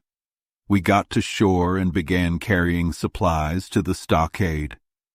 Hunter and I made multiple trips, carrying as much as we could. Joyce stayed to guard the supplies with the muskets, and I returned to the Hispaniola to get more. Back on the ship, the squire and I quickly loaded the boat with food, powder, and weapons. We dropped some of the powder and weapons into the sea so they wouldn't be discovered. The tide was beginning to go out, and the ship started swinging. We could hear voices from the direction of the mutineers' boats, but we knew we had to leave quickly. The captain called out to a man named Abraham Gray, who was one of the mutineers. "Gray," the captain shouted, "I know you're a good man. I'm leaving the ship now, and I want you to come with me." After a short silence, there was a scuffle. Gray came running to the captain with a knife wound on his cheek. "I'm with you, sir," he said. Together they joined us in the boat, and we rowed away from the ship. But we still had a long way to go before we reached the stockade. Chapter 17. The doctor continues the story. The Jolly Boat's last trip. This trip was very different from the others. First, the small boat we were in was overloaded. There were 5 men in it, and 3 of them, Trelawney, Redruth, and the captain, were very tall, more than 6 feet. The boat was already too full. Then we had bags of powder, pork, and bread. The boat was almost sinking. We got water in the boat several times, and my pants and coat were soaking wet after just a short time. The captain told us to balance the boat better, and we tried to make it sit level. But we were still scared to move too much. Second, the current was strong. It was moving quickly to the west, then south towards the sea. The current was a danger for our overloaded boat. The worst part was that the current pushed us off course, and we moved away from our landing place. If we didn't correct it, we might end up near the pirates' boats. "I can't keep the boat heading for the stockade, Captain," I said. I was steering the boat while the captain and Redruth rowed. "The tide is pulling us off course. Can you row harder?" "No, we'll sink the boat if we row too hard," said the captain. "Keep trying and we'll get there. Row until you see we're moving in the right direction." I tried, but the current kept pushing us off course. We had to steer almost east, which was the opposite of the direction we wanted. "We won't make it this way," I said. "If this is the only way, we must keep going this way," said the captain. "We can't let the current push us too far. If we go the other way, we don't know where we'll land, and we might meet the pirates. If we keep this way, the current will slow and we can turn back." "The current is slower now," said Gray, who was sitting at the front. "You can turn the boat a little more." "Thank you, Gray," I said, treating him like one of us. We had all agreed to work together. Suddenly, the captain spoke again, and I thought his voice was different. "The gun," he said. "I thought about that," I said. "I thought he was worried about a bombardment from the fort.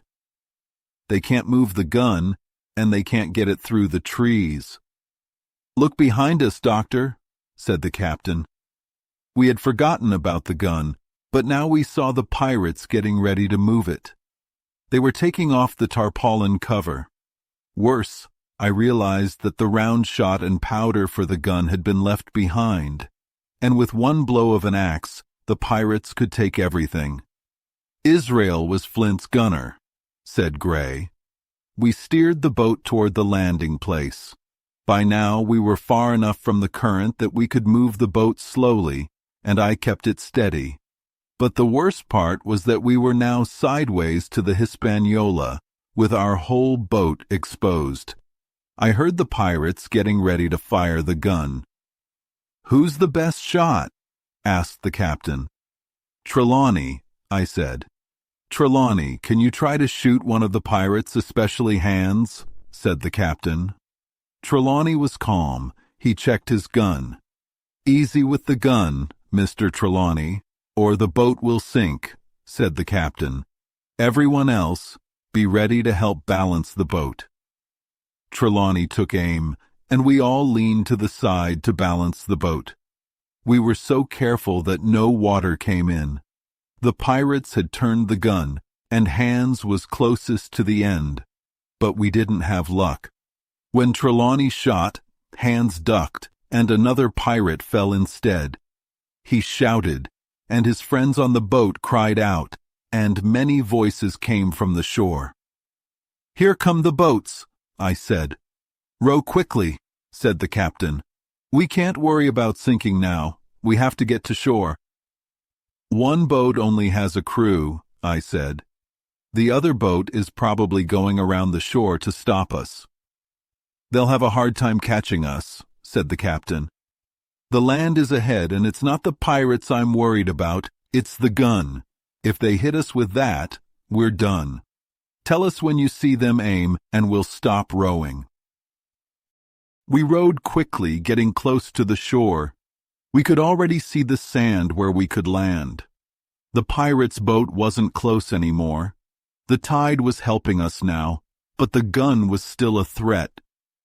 "I wish I could stop and shoot another pirate," said the captain. But the pirates didn't seem to care about their fallen friend. They kept working on the gun. We knew we had to keep moving. "Ready," said the squire. "Wait," said the captain. "Hold on, everyone." With one big push, the captain and Redruth made the boat tip, and we heard the gunshot just as the boat sank. The shot missed, but the boat sank slowly in 3 feet of water, and the other men fell into the water. We were safe, but all our supplies were at the bottom of the water.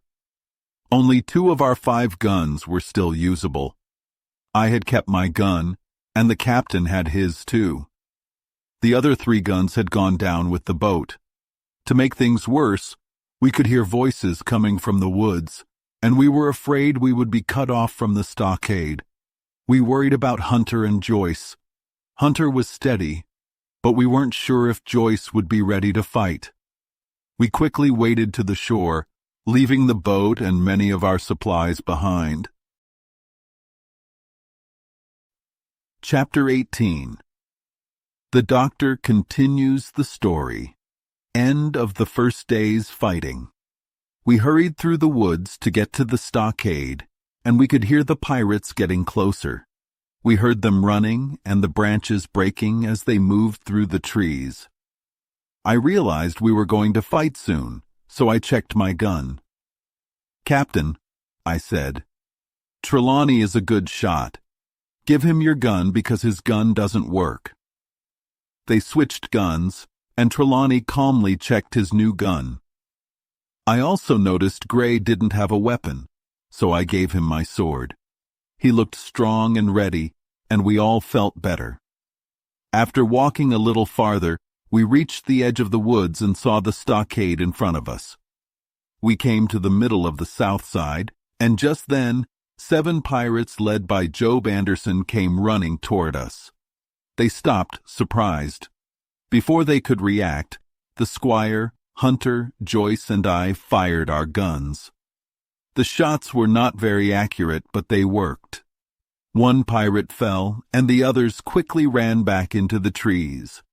After reloading our guns, we walked to the fallen pirate. He was dead, shot in the heart. We were happy with our success, but suddenly a pistol shot rang out from the bushes. A bullet flew past my ear, and poor Tom Redruth fell to the ground. The squire and I fired back, but we couldn't see anyone to aim at, so it was probably a waste of gunpowder. We reloaded and ran to help Tom. The captain and Gray were already checking him. It was clear that Tom was dead. I think our quick response scared the pirates away again, because we were able to carry Tom over the stockade and into the log house without any more trouble. Poor Tom hadn't complained or shown fear at all. He had quietly followed every order since we began this adventure. He was the oldest of us, and now he was the one to die. The squire knelt beside Tom and kissed his hand, crying. "Am I going, Doctor?" Tom asked. "You're going home, Tom," I answered. "I wish I had shot at them with the gun first," Tom said. "Tom," said the squire, "will you forgive me?" "I don't know if it would be respectful, sir," Tom replied. "But if you want it, so be it." After a little silence, Tom asked if someone could read a prayer. "It's the custom," he said. Soon after, he passed away quietly. While this was happening, the captain, who looked very full from his pockets and chest, took out many things from his bags. He had British colors, a Bible, rope, ink, a logbook, and some tobacco. He found a tall fir tree and, with Hunter's help, set it up at the corner of the log house. Then he climbed on the roof and put up the British flag. This seemed to make him feel better. He went back into the log house and started counting the supplies as if nothing had happened. But he was still thinking about Tom, and when Tom passed away, the captain covered him with another flag. "Don't be sad, sir," the captain said to the squire. It's good that he died doing his duty. That's a fact, even if it's not good religion. The captain then pulled me aside. Dr. Livesey, he asked, how many weeks until the other ship arrives? I told him it would be months, not weeks, and that if we weren't back by the end of August, someone would come to look for us. I said he could figure it out from there. Ah, said the captain, scratching his head. We're not as safe as we thought. We lost that second load of supplies. We have enough gunpowder, but we're running low on food. It's probably better that we don't have an extra person with us. He pointed to Tom's body. Just then, a cannonball flew over the roof of the log house and landed far beyond us in the woods. Oh no, said the captain.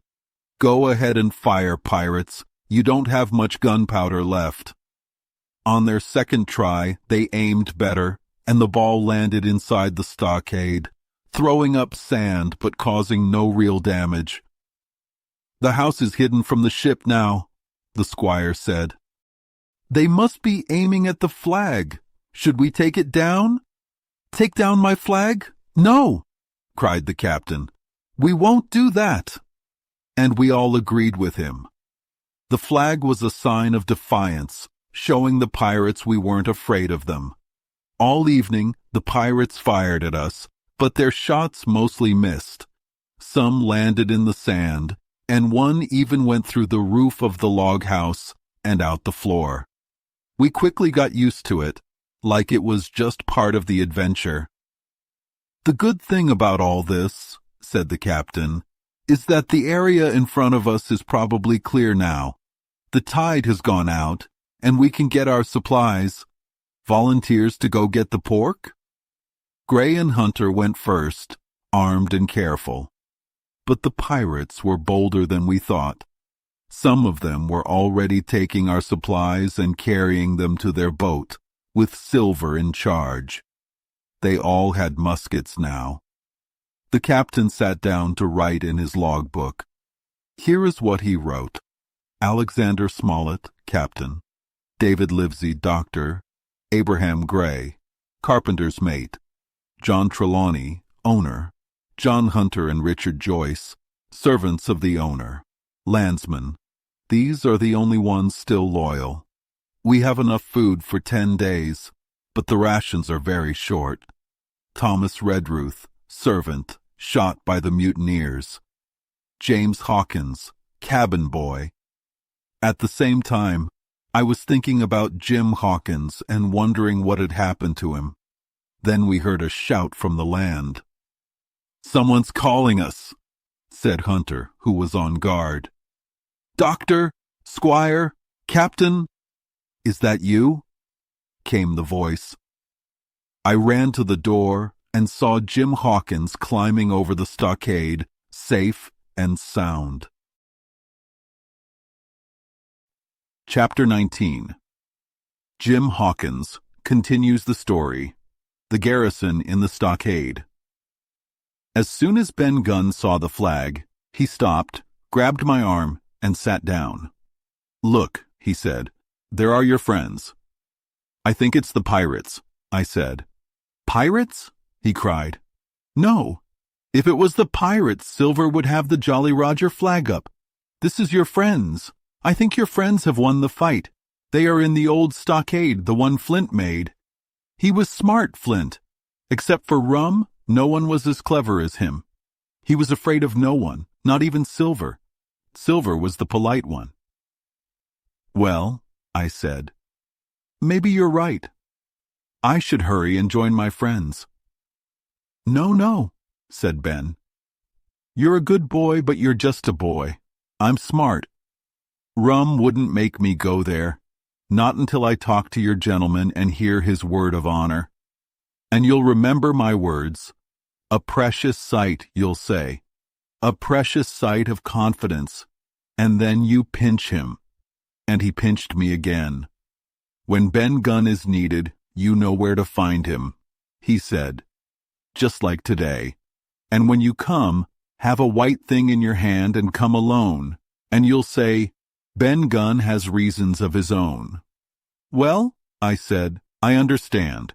You want to see the squire or the doctor? You'll be where I found you, right? Yes, he said. From noon to about 6 bells. Good, I said. Can I go now? You won't forget, he asked.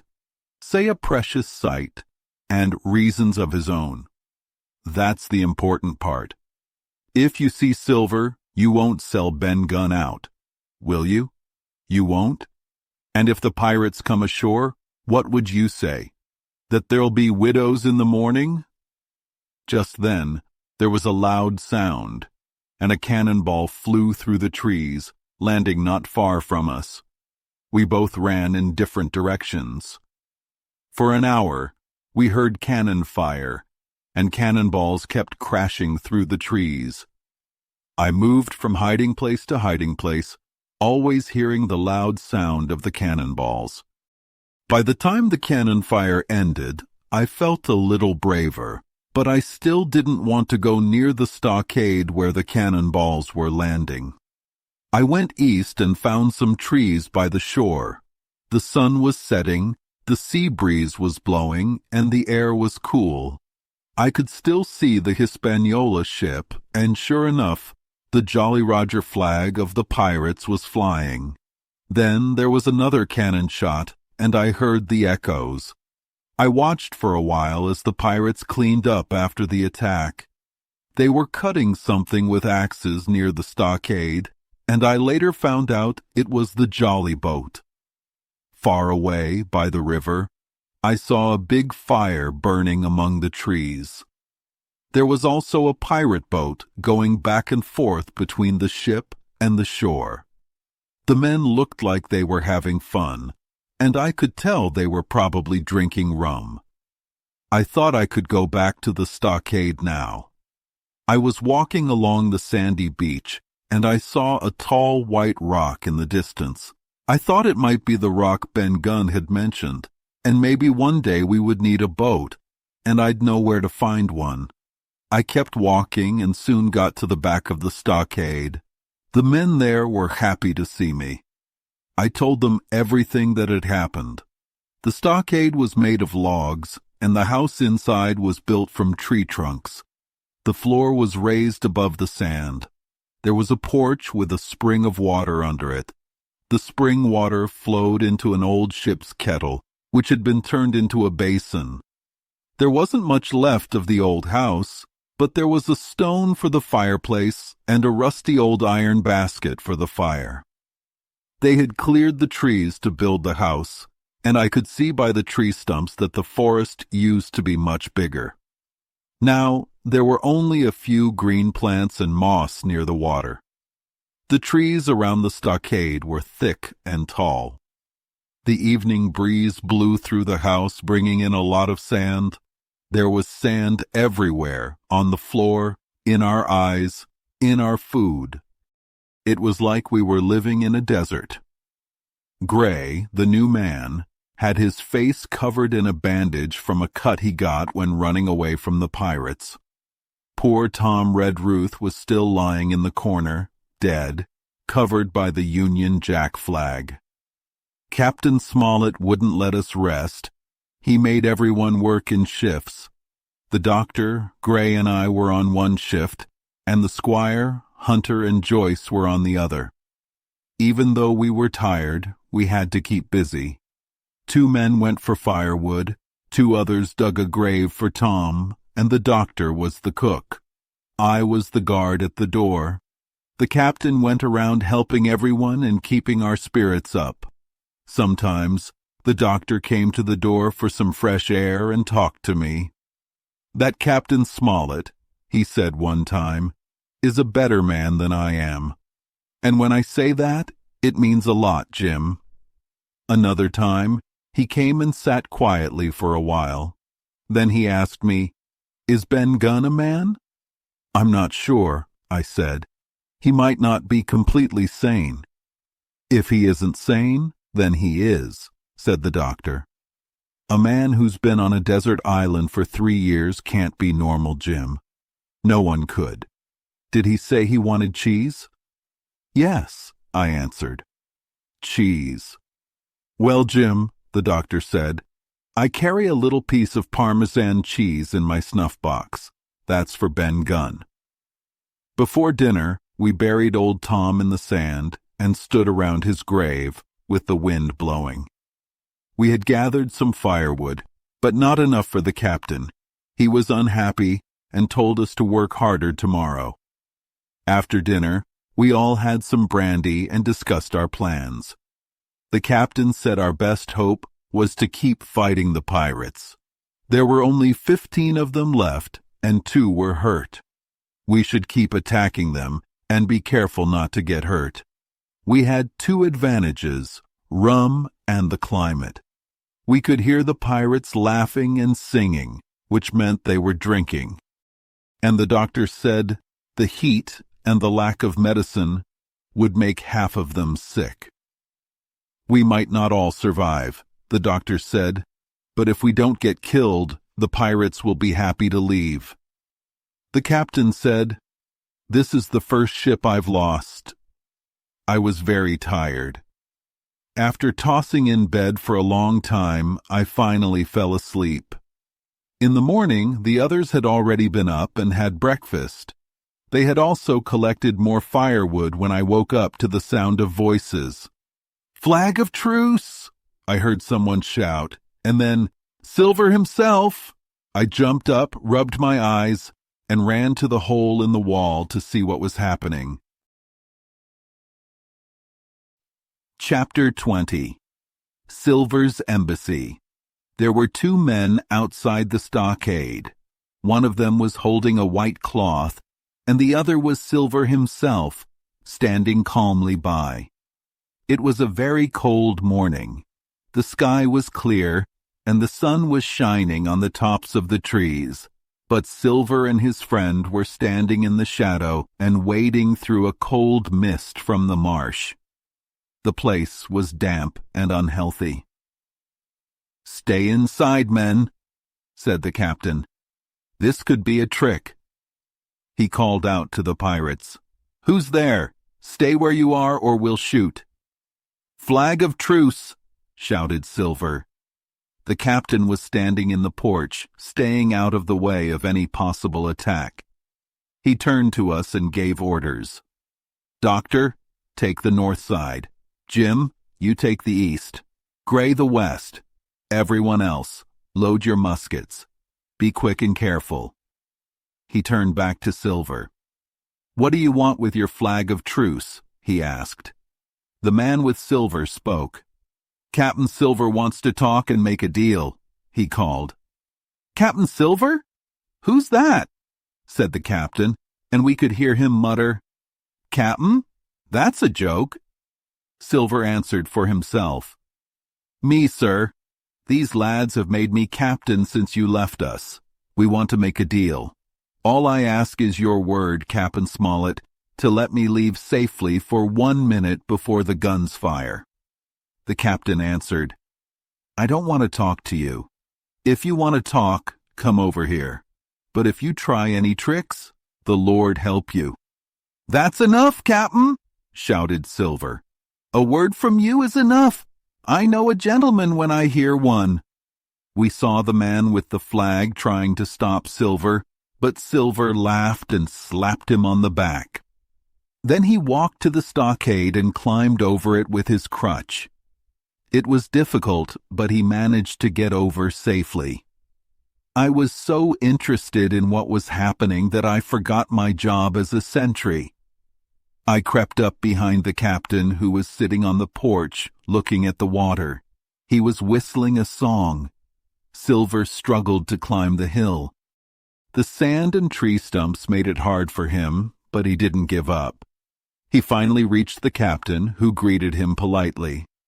Silver was wearing his best clothes, a big blue coat with brass buttons and a fancy hat. "Here you are," said the captain. "You'd better sit down."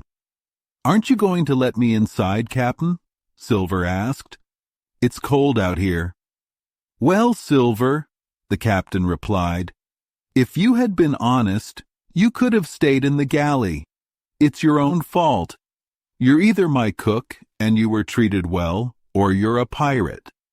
If you're a pirate, you can go hang." Silver sat down on the sand. "Well, Cap'n," he said, "you'll have to help me get up again.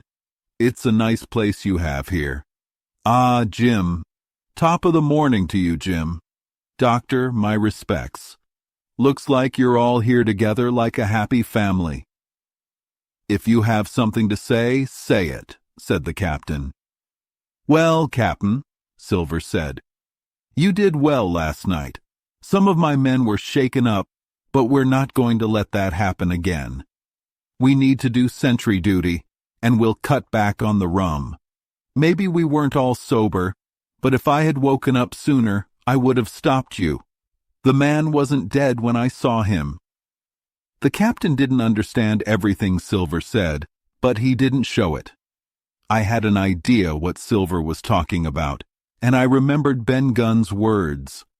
I realized that the pirates were drunk when we fought them, and now there were only 14 pirates left. Silver continued, "We want the treasure, and we'll get it. You'd like to save your lives, right? You have a treasure map, don't you?" The captain replied, "That's for me to know." "Ah, I know you have it," said Silver. "No need to be so rude. What I mean is, we want the map. I never meant to harm you." The captain interrupted, "We know exactly what you want and you can't have it." Silver said, "Well, we'll make a deal. You give us the map and stop shooting our men. We'll offer you a choice. You can come aboard with us after we get the treasure, and I'll give you my word to get you safely ashore. Or if you don't want that, we'll stay here and share our supplies with you, and I'll send a ship to pick you up." The captain stood up and knocked the ashes out of his pipe. "Is that all?" he asked. "Every last word," answered Silver. "If you refuse, you'll see the last of me, except for musket balls." "Very good," said the captain. "Now listen to me. If you come one by one, unarmed, I'll put you in irons and take you to England for a fair trial. If not, I'll see you all gone. You can't find the treasure. You can't sail the ship. You can't fight us. We've beaten you before, and we'll do it again. You're trapped, Silver. Now get out of here fast." Silver's face turned red with anger. He shook the fire out of his pipe. "Help me up!" he yelled. "No!" said the captain. "Who will help me up?" Silver screamed. No one moved. Silver crawled along the sand until he reached the porch. He managed to get up and spat into the spring. "That's what I think of you," he said. "In an hour, I'll destroy your blockhouse. You'll regret this." He cursed loudly and crawled back across the stockade. His man helped him over the fence, and they disappeared into the trees. Chapter 21. The Attack. As soon as Silver left, the captain, who had been watching him, turned around and saw that no one was at their post except Gray. This was the first time we had seen him angry. "Get to your places," he shouted. Then, as we quickly returned to our spots, he said, "Gray, I'll write your name in the log. You've done your duty like a true sailor. Mr. Trelawney, I'm surprised at you, sir. Doctor, I thought you were loyal to the king. If you fought like that at Fontenoy, you should have stayed in bed." The doctor's team went back to their positions, and the rest of us were loading the muskets, each of us feeling embarrassed. The captain stayed silent for a moment, then spoke again. "My friends," he said, "I've given Silver a warning. I told him exactly what I thought, and in less than an hour, he will come to attack us. We're outnumbered, but we have shelter. We can beat them if we stand together." Then the captain checked everything to make sure we were ready. On the east and west sides of the house, there were 2 openings for shooting. On the south side, where the porch was, there were 2 more, and on the north side there were 5. We had enough muskets for all of us. There were piles of firewood placed around the house, with ammunition and loaded muskets ready for use. In the middle, there were cutlasses. "Put out the fire," said the captain. "The chill is gone, and we don't want smoke in our eyes." Mr. Trelawney carried the fire outside, and the embers were covered with sand. "Hawkins hasn't had breakfast. Hawkins, take some food and go back to your post," the captain said. "Hurry, you'll need it." While we ate, the captain planned the defense. "Doctor, you will take the door. Stay inside and shoot through the porch. Hunter, take the east side. Joyce, you stand on the west. Mr. Trelawney, you and Gray will defend the long north side where the 5 openings are. The main danger is there.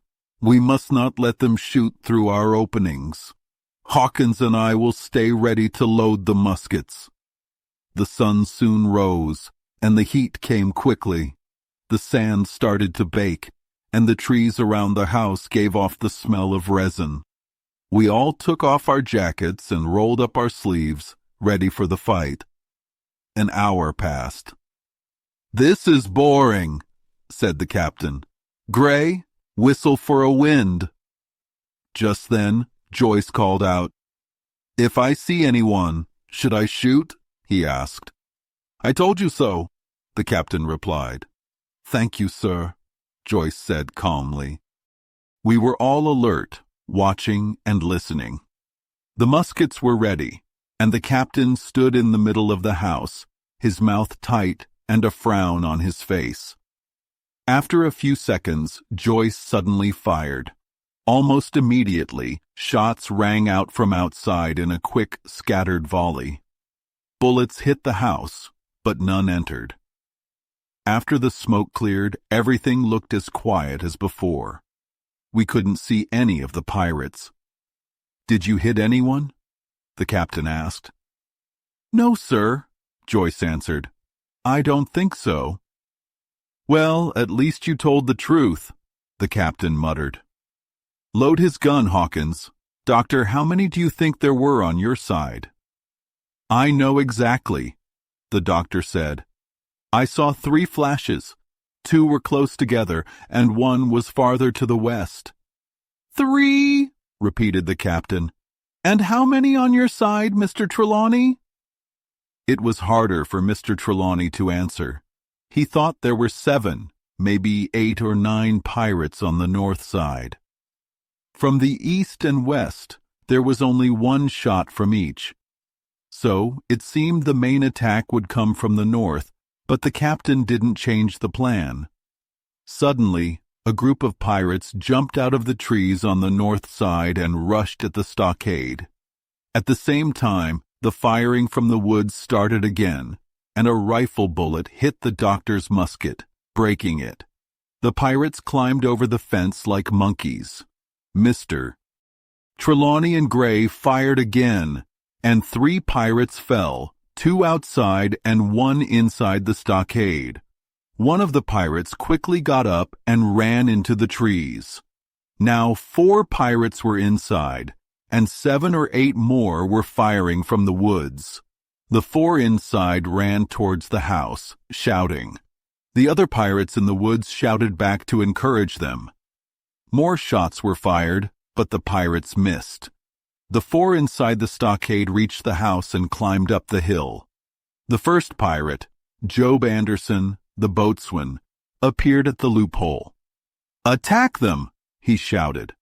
At the same time, another pirate grabbed Hunter's musket and hit him with it, knocking him out. A third pirate appeared in the doorway and attacked the doctor with a cutlass. Our position had changed. Now we were exposed, and the pirates were inside. The house was full of smoke, which helped protect us. We heard shouting, gunshots, and one loud groan. "Out, lads! Out, and fight them in the open!" shouted the captain. I grabbed a cutlass, and someone else accidentally slashed my hand as they grabbed another. I ran outside into the sunlight. I saw the doctor chasing a pirate down the hill. He hit him with his sword, sending the pirate falling onto his back. "Round the house, lads!" shouted the captain. I followed him, running to the east side of the house. As I turned the corner, I ran into Anderson. He raised his sword to strike, but I quickly moved out of the way and tripped, falling down the slope. When I got up, I saw the pirate still trying to climb the fence. One man in a red nightcap had almost made it over, but before he could get fully inside, Gray cut him down. Another pirate, still trying to shoot through a loophole, was shot by Mr. Trelawney. The doctor had taken down another with one blow. Only one pirate was left, and he was running away. The doctor shouted, "Fire from the house! Get back into cover!" But no one fired, and the last pirate disappeared into the trees. In a few seconds, all the pirates who had attacked were either dead or gone. We ran back to the house to hide, knowing the pirates might come back at any moment. The smoke had cleared, and we could see the cost of our victory. Hunter was lying unconscious by his loophole. Joyce was dead, shot through the head, and the captain and Mr. Trelawney were both pale, with the captain wounded. "The captain's hurt," Mr. Trelawney said. "Did they escape?" asked Captain Smollett. "They all ran who could," the doctor answered, "but 5 of them won't run again." "5," said the captain. "That's better. 5 against 3 leaves us 4-9. That's better odds than we had before. We were 7-19, or we thought we were, and that was much worse." Chapter 22.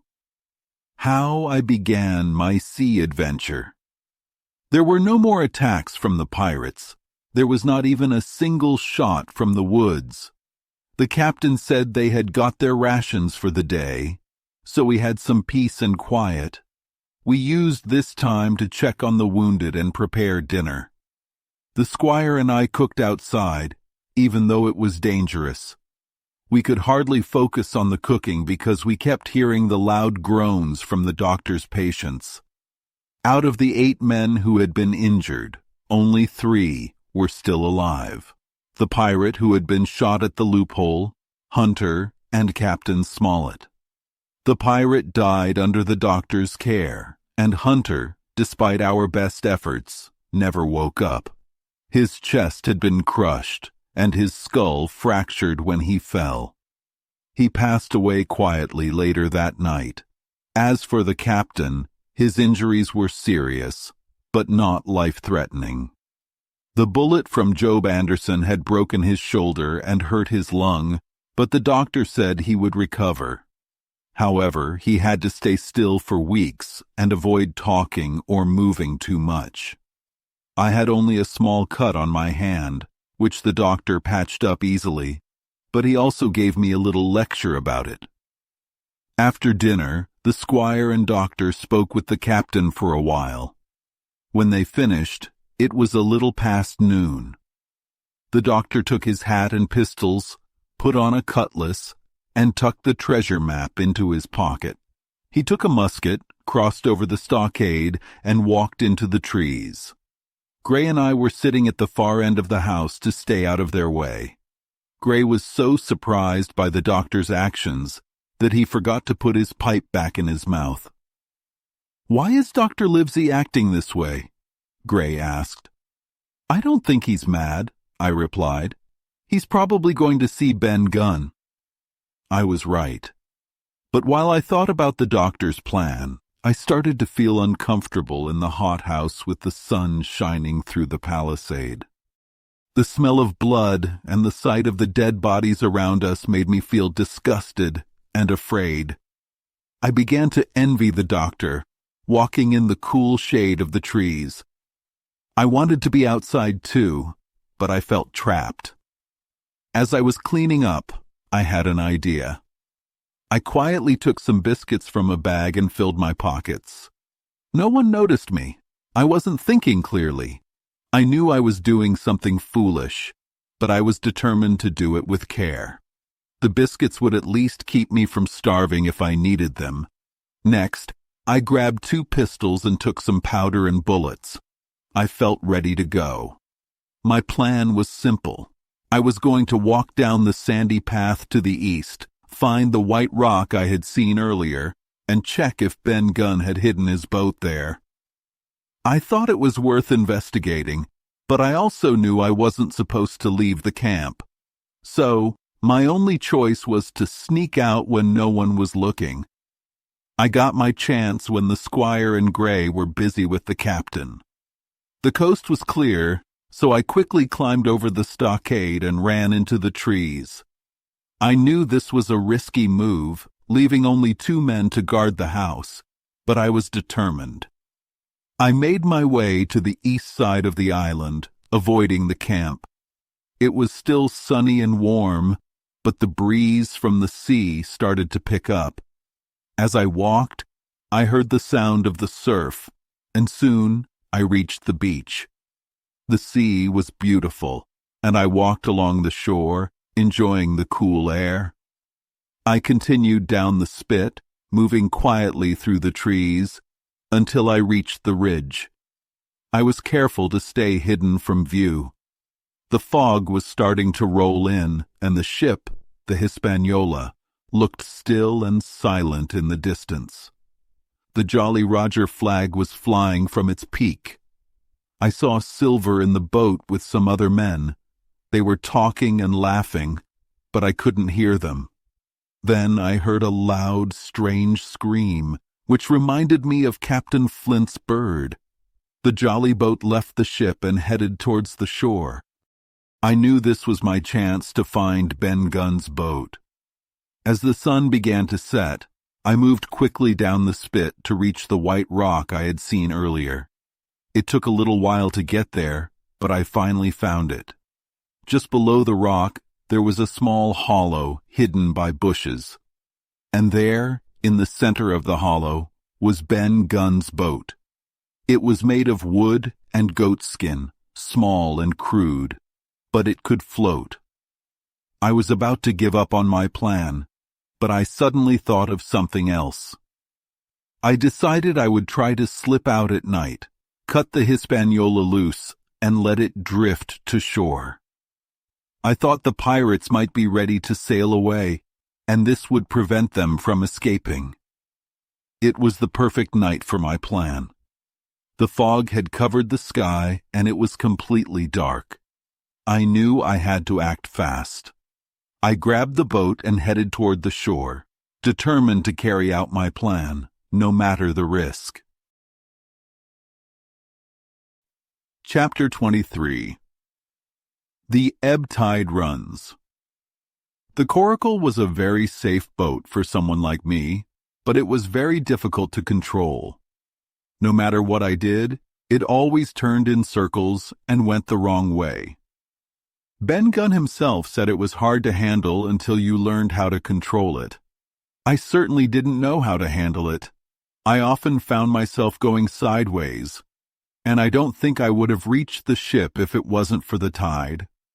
Luckily, the tide was pulling me toward the Hispaniola, and I could see the ship getting closer. At first, the ship looked like a dark shape in the distance, but then I could make out the details of its hull and masts. The tide was carrying me faster, and soon I was right next to the ship. I grabbed the rope tied to the ship.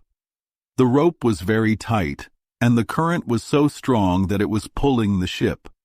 The water around the ship bubbled and splashed like a fast-moving stream.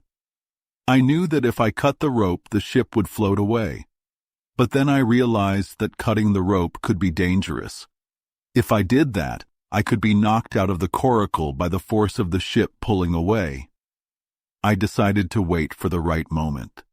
Fortunately, the wind changed direction and began to blow the ship toward the current. I felt the rope loosen, and I quickly cut some strands. When the wind blew again, I cut the rest of the rope. While I was waiting, I heard loud voices from the ship. I realized that two pirates, Israel Hands and the man in the red nightcap, were arguing. They were clearly drunk, and I could hear them shouting at each other. Every now and then, one of them would throw something out of the window, and I guessed it was an empty bottle. Their argument went on for a long time, but it seemed like they were getting more angry. On the shore, I could see the glow of the campfire, and I heard a sailor's song. It seemed a little too sad for the pirates, given the terrible losses they had suffered that morning. But they didn't seem to care much about their situation. Eventually the breeze came, and the ship began to move. The rope loosened completely, and I quickly cut the last bits. The coracle didn't move quickly, but it was enough for me to be swept up next to the ship. The ship started turning slowly, and I tried my best to steer the coracle away from the ship. I couldn't get far, but I was clear of the ship's side. Just then, I noticed a rope trailing behind the ship. I grabbed it, not knowing why, but my curiosity made me want to see what was happening on the ship. I pulled myself up and looked into the cabin. Through the window, I saw Israel Hands and the man in the red nightcap wrestling with each other. They were both furious, and it looked like they were trying to strangle each other. I quickly lay back down in the coracle before I could be seen. The song from the campfire had ended, and the pirates began to sing their usual chorus. 15 men on the dead man's chest, yo-ho-ho, and a bottle of rum. I was thinking about how busy the pirates were drinking and fighting when suddenly the coracle moved. I opened my eyes and saw the water around me was moving faster, and I could feel the current pulling me. The ship had changed course, and it seemed like the current was carrying us both toward the open sea. I was terrified. I lay flat in the coracle, praying as I felt the waves crashing around me.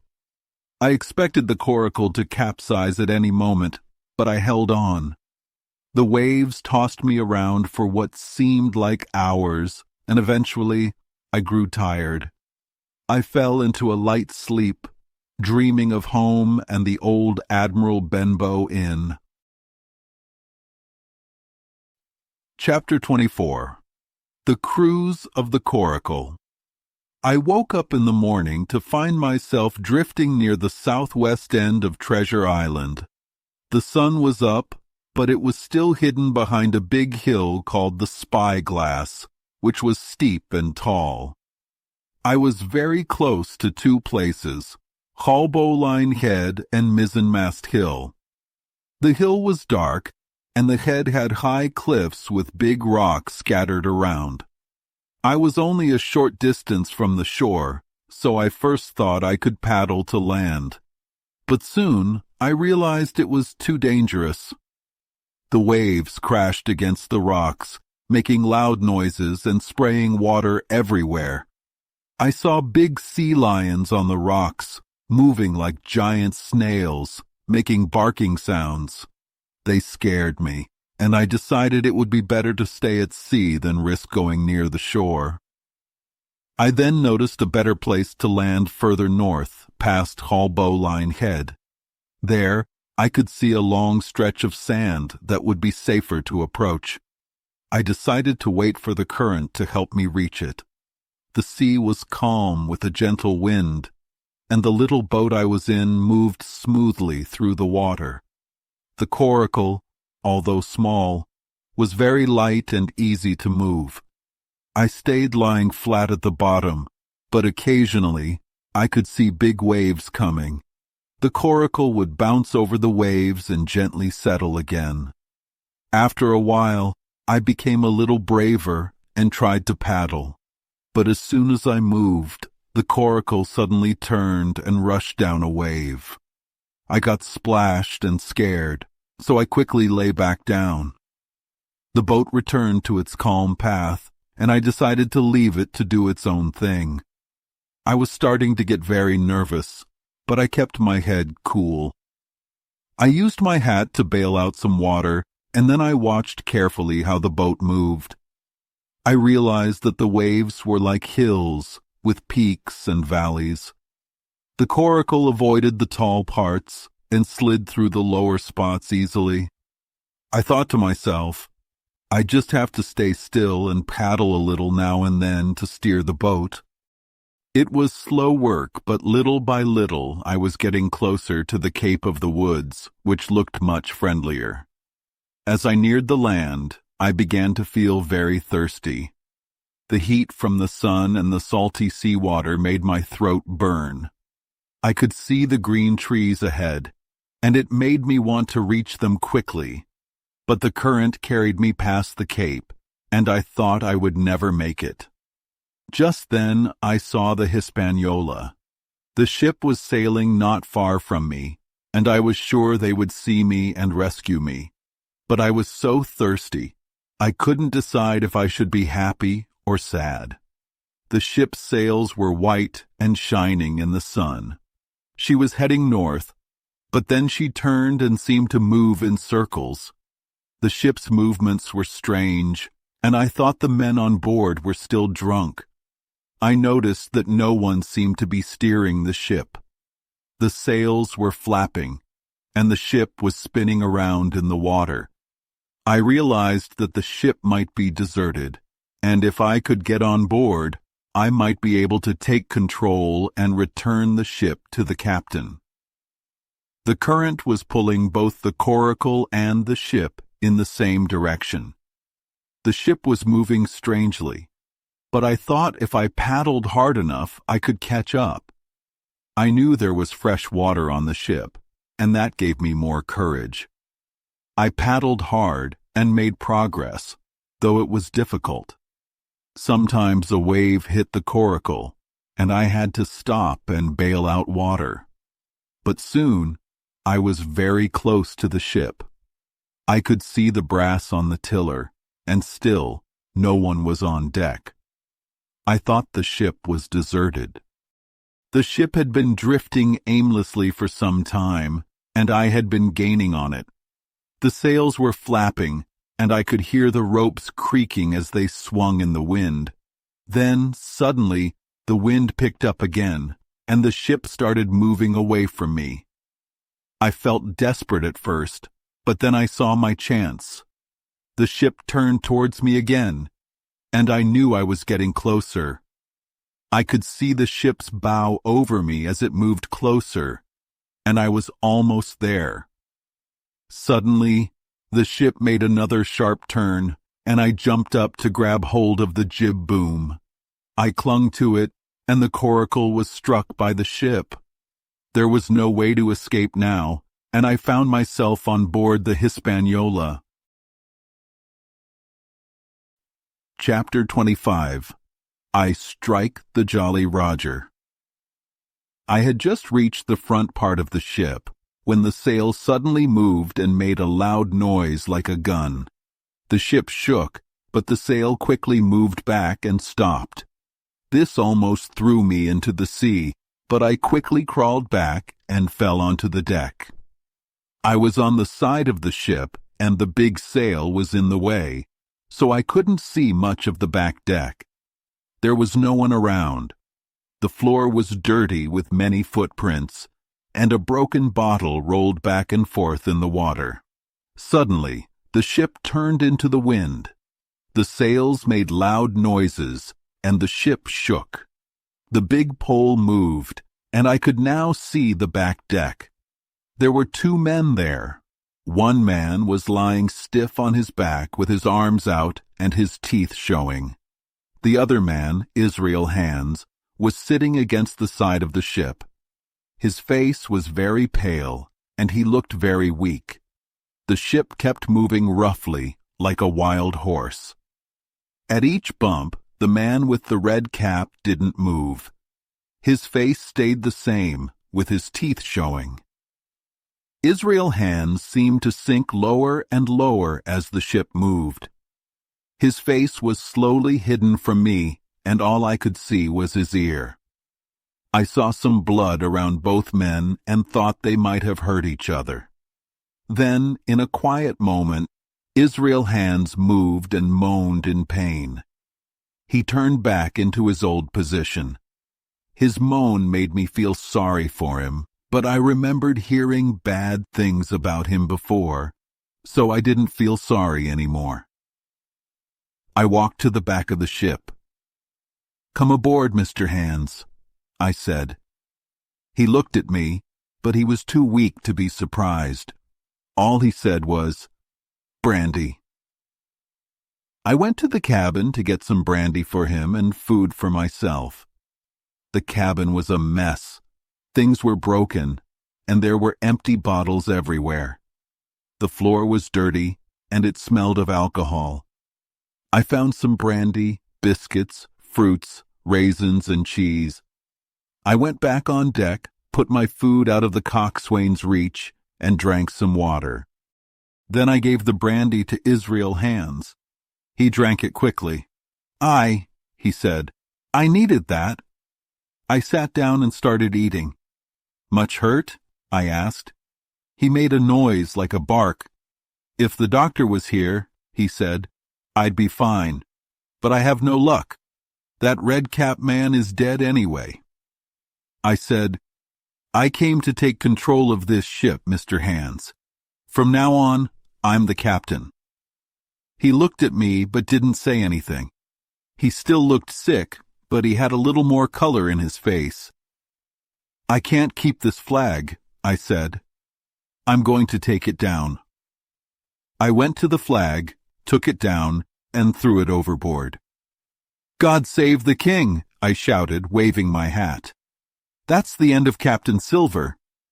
Israel's Hands looked at me, but he only said, "I think, Captain Hawkins, you might want to go ashore now.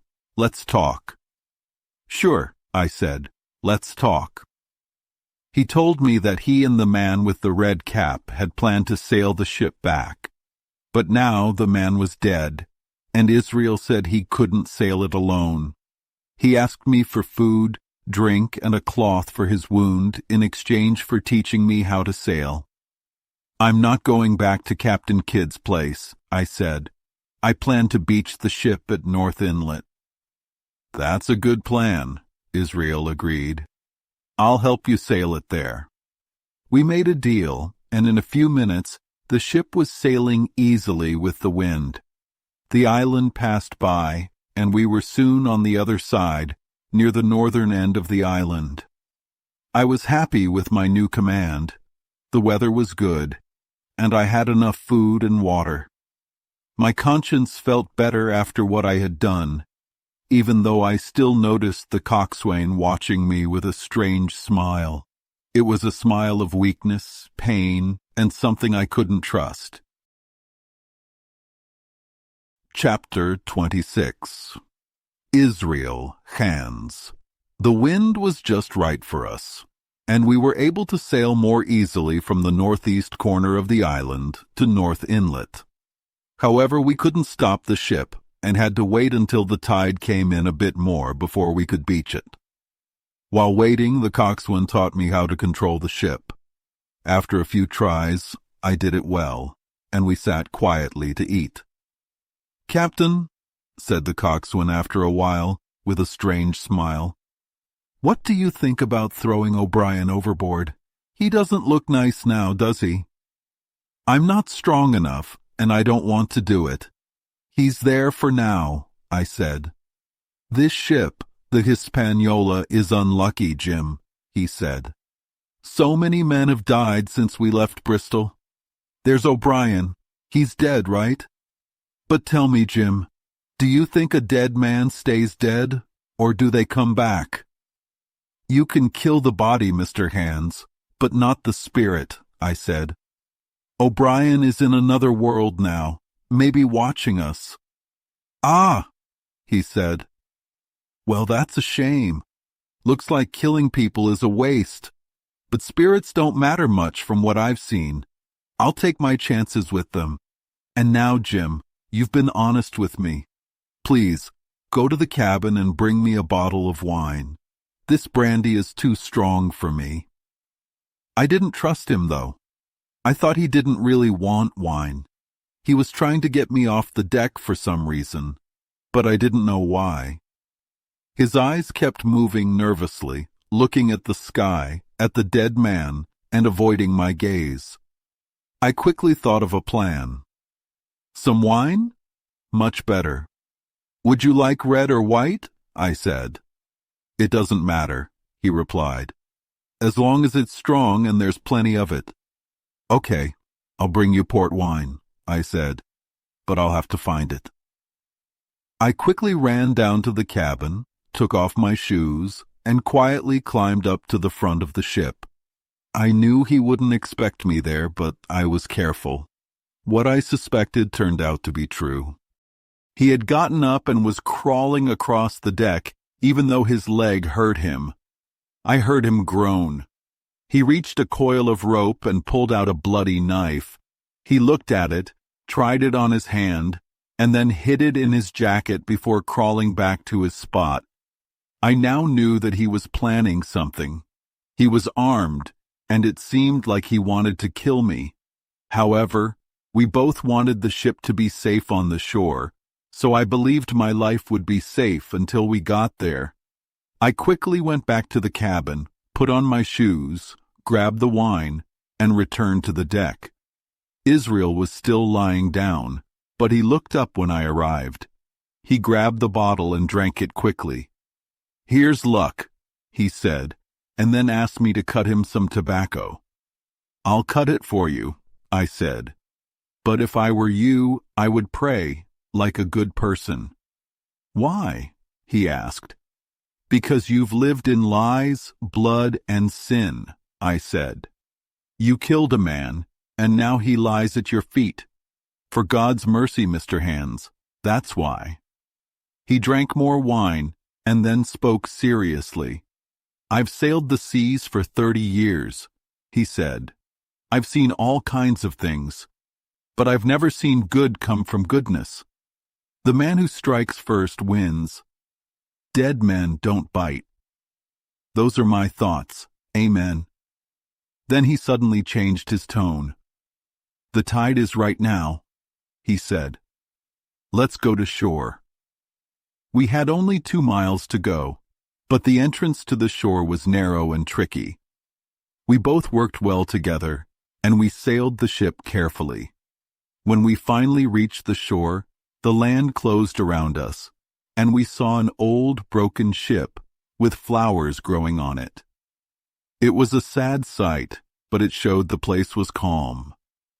"There," said Hans. "That's a good place to beach the ship.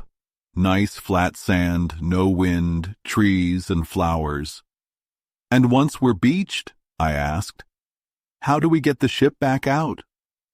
"Well," he said, "you tie a rope to a big tree, pull it, and when the tide comes in, everyone pulls on the rope, and the ship will come out."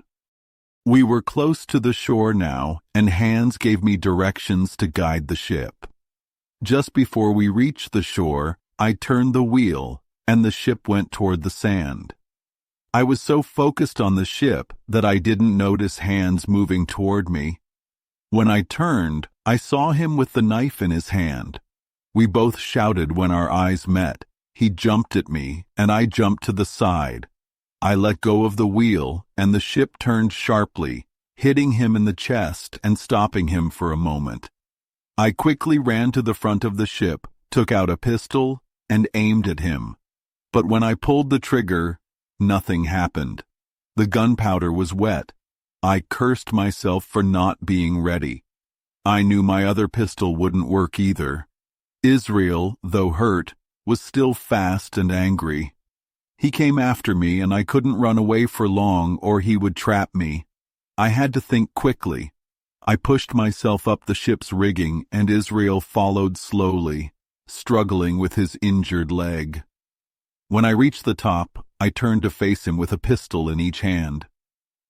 "One more step, Mr. Hands," I said, "and I'll shoot." He stopped. He looked confused, trying to think. I laughed, feeling safe for the moment. Then suddenly, he threw something, and I felt a sharp pain in my shoulder. I didn't mean to do it, but in the confusion, I fired both pistols. The coxswain fell into the water, and I was left standing alone on the rigging, safe for now. Chapter 27. Pieces of 8. Because the ship was tilted, the masts were hanging far over the water. From where I was sitting high up on the ship, all I could see below me was the sea. Israel Hands, who wasn't as high up, fell between me and the side of the ship. He came to the surface once, covered in foam and blood, then sank and didn't come back up. After a while, the water settled, and I could see him lying on the sand next to the ship. Fish swam past him, and I thought I saw him move a little, but he was really dead, both shot and drowned. The fish were starting to eat him in the same place he had planned to kill me. When I realized he was dead, I felt dizzy and scared. The pain from the knife wound in my shoulder was bad, and the blood was still running down my chest. But what scared me most was the idea of falling into the water next to his body. I held on to the ship tight, closing my eyes to try to ignore the fear. Slowly, I calmed down, and my heart beat more normally again. My first thought was to pull the knife out, but it hurt too much, and I couldn't do it. I stopped for a moment, and then a shiver ran through my body, and the knife came loose. It had only cut a small part of my skin. The blood kept flowing, but I was free. I quickly took off my shirt and coat and climbed back down to the deck, feeling safer on solid ground. I went below deck to take care of my wound. It hurt, but it wasn't too deep, and I could still use my arm. After I cleaned it, I thought about the dead man, O'Brien, who was still on the ship. Since the ship was now mine, I decided to throw him overboard too. O'Brien's body was lying against the side of the ship. He looked strange, like a lifeless puppet. I didn't feel scared of him anymore. I grabbed him by the waist and tossed him into the water. He splashed into the sea, and his red cap floated on the surface. I could see him and Israel lying together in the water. Now I was alone on the ship. The tide was changing, and the sun was almost setting. The breeze was light, and the ropes on the ship made a soft noise as they moved. I realized that the ship was in danger. The sails were still up, and the mainsail was hanging in the water. I tried to pull it in, but the strain was too much, so I cut the ropes. The sail dropped into the water, and the ship was left to the wind.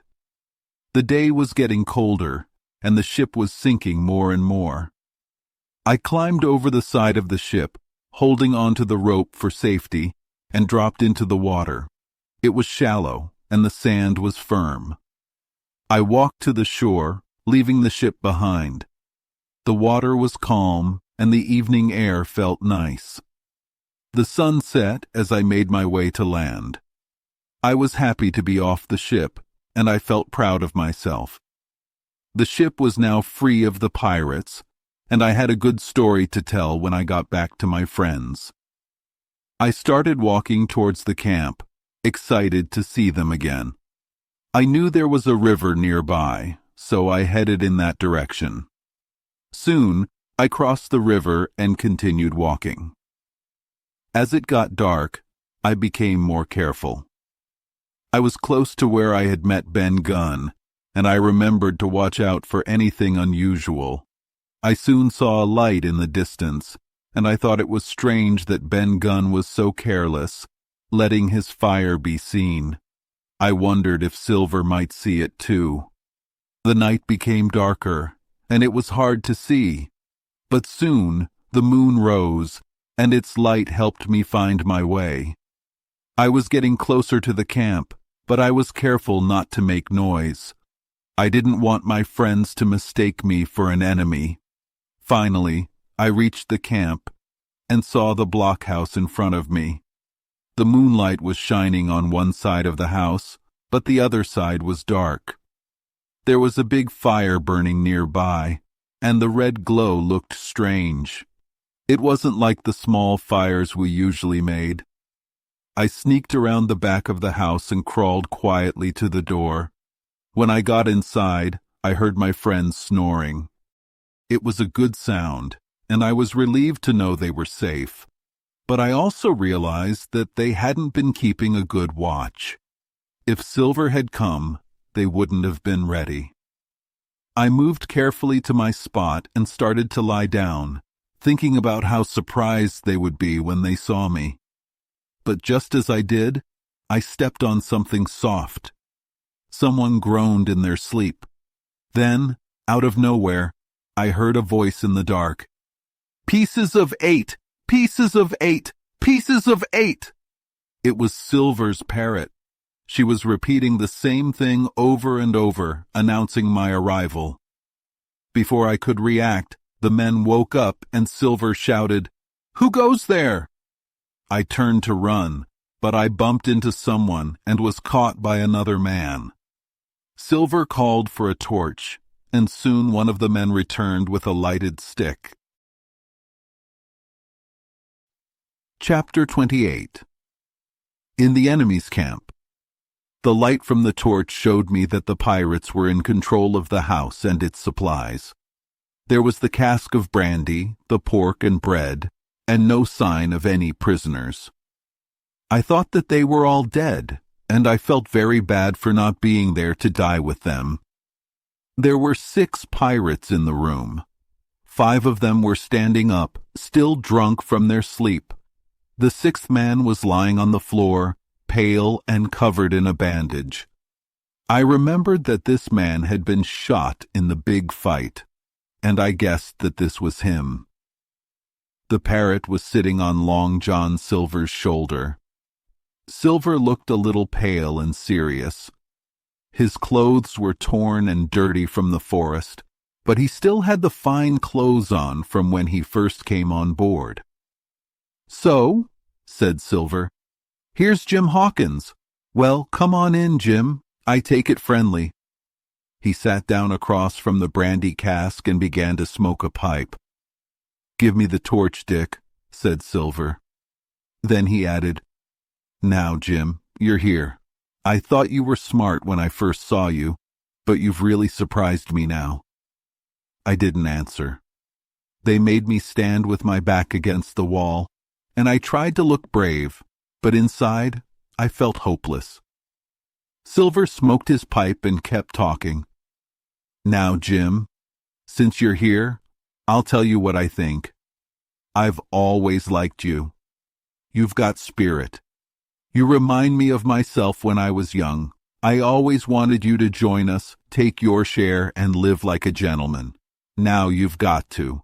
Captain Smollett is a fine seaman, but he's strict. He talks about duty all the time, so just stay away from him.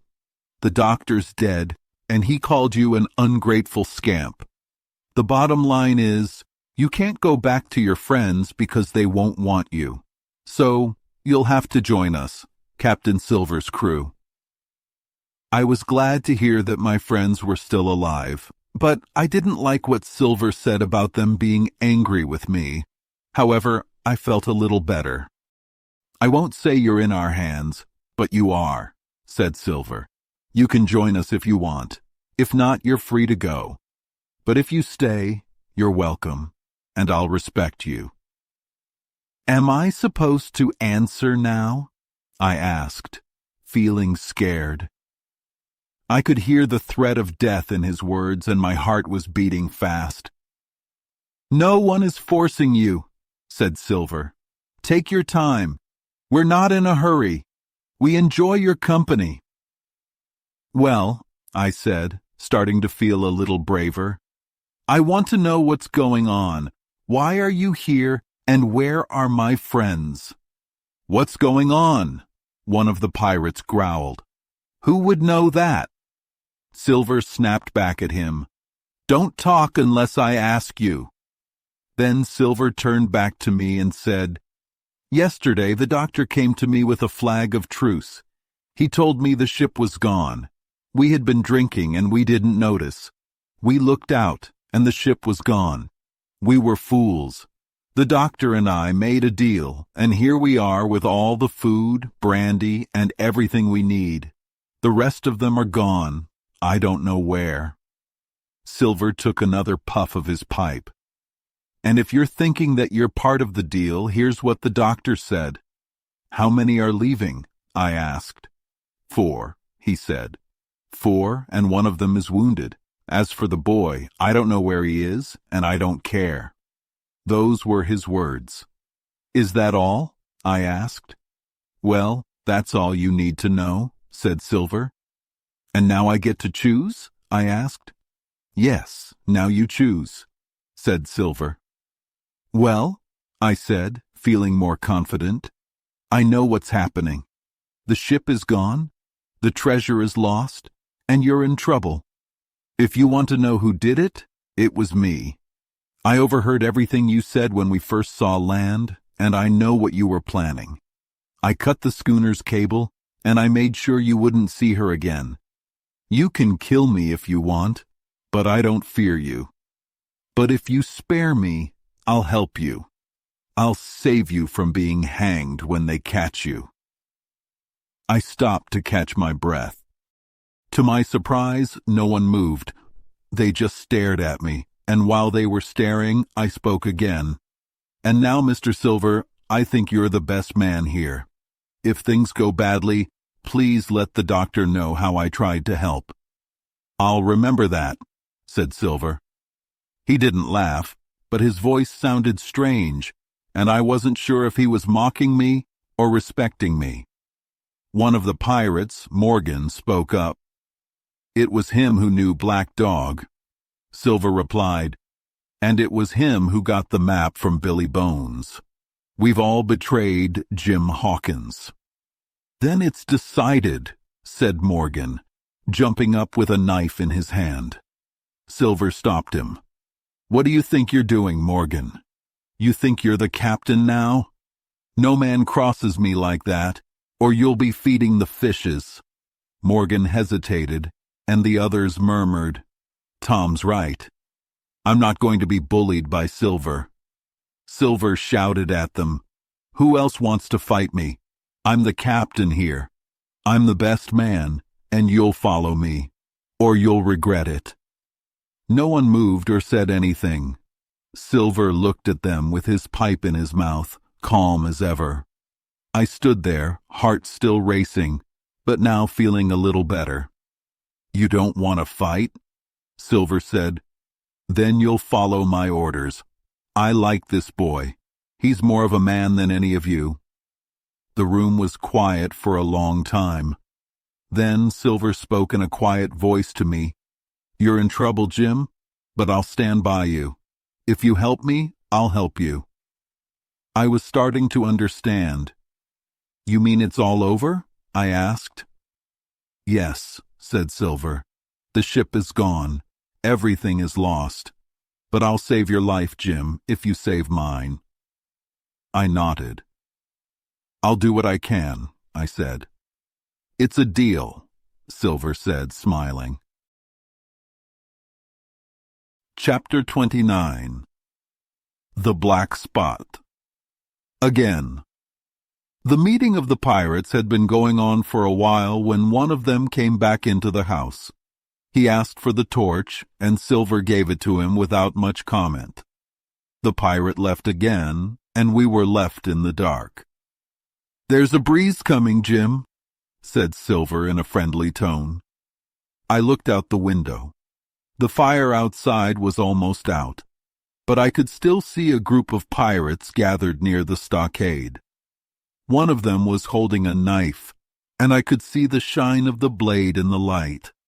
He was also holding a book, and I wondered how they had gotten a Bible. The group moved towards the house, and I quickly turned away, not wanting them to see me watching them. Well, let them come, said Silver. I've still got a shot left.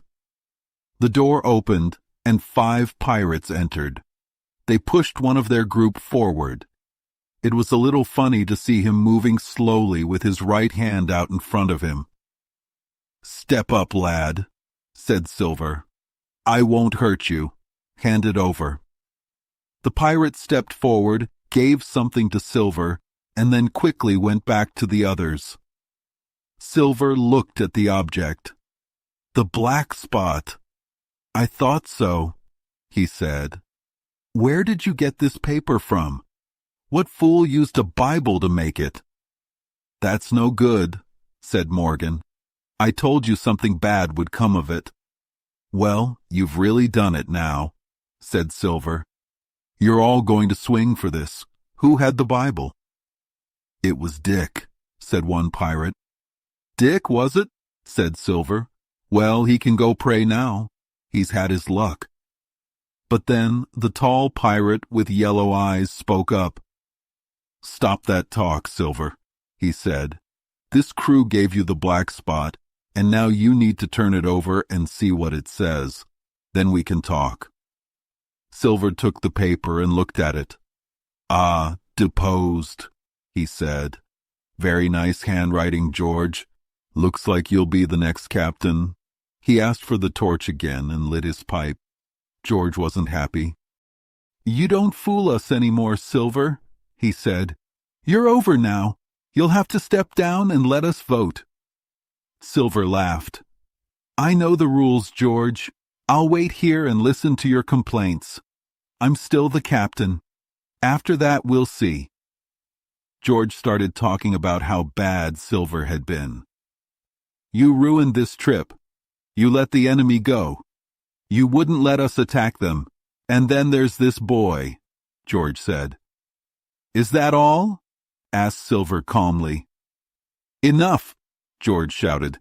"We'll all be hanged because of you." "Well, let me answer each of those points," said Silver. "First, I wanted to be on the ship, and if you hadn't crossed me, we'd all be alive and well on the Hispaniola right now, with the treasure. But who stopped me? It was Anderson, Hans, and you, George. You're the ones who started this mess. And as for the boy, you want to kill him? No way. He might be our last chance. As for number 3, maybe you don't know, but I've got a doctor here, and he can help us." Silver went on explaining his side. The pirates listened, and their faces showed they were starting to believe him. "Now, let me show you something," Silver said. He threw down a piece of paper. I immediately recognized it as the map from the captain's chest. The pirates looked at it, and they got excited. They passed the map around, staring at it like it was gold. "Yes, this is Flint's map," said one pirate. "We know this is the treasure." "But how are we going to get it without a ship?" said George. Silver got angry. "If you say another word like that, I'll fight you," he shouted. "You lost me the ship, but you can speak respectfully." The pirates seemed to understand and kept quiet. "Now," said Silver, "you've lost the ship, but I found the treasure. Who's better at that? So now I resign. Elect a new captain if you want." "Silver forever! Silver for captain!" the pirates shouted. "All right," said Silver. "You can have another turn, but I'm not a vengeful man." Then Silver took out a small piece of paper and handed it to me. It was a small square, and on it was a verse from the Bible. The paper was blackened with ashes. It said "deposed," and it was a reminder of the black spot that had been given to Silver. "That's it for tonight," said Silver. "Now let's have a drink and sleep. We have to be careful." I couldn't sleep right away. I kept thinking about the things I had seen, especially Silver, who was trying hard to stay alive and keep the pirates together. Silver slept peacefully, but I couldn't stop thinking about the dangers around us. Chapter 30. Parole. I woke up with a start. Actually, we were all woken up because I saw even the guard shake himself awake, leaning against the doorpost. A clear, loud voice came from outside the wood. "Blockhouse, ahoy, here's the doctor." It was the doctor. I was glad to hear him, but also felt guilty because I remembered how I had sneaked around and betrayed my friends. Now I was with pirates, and I felt ashamed to face him.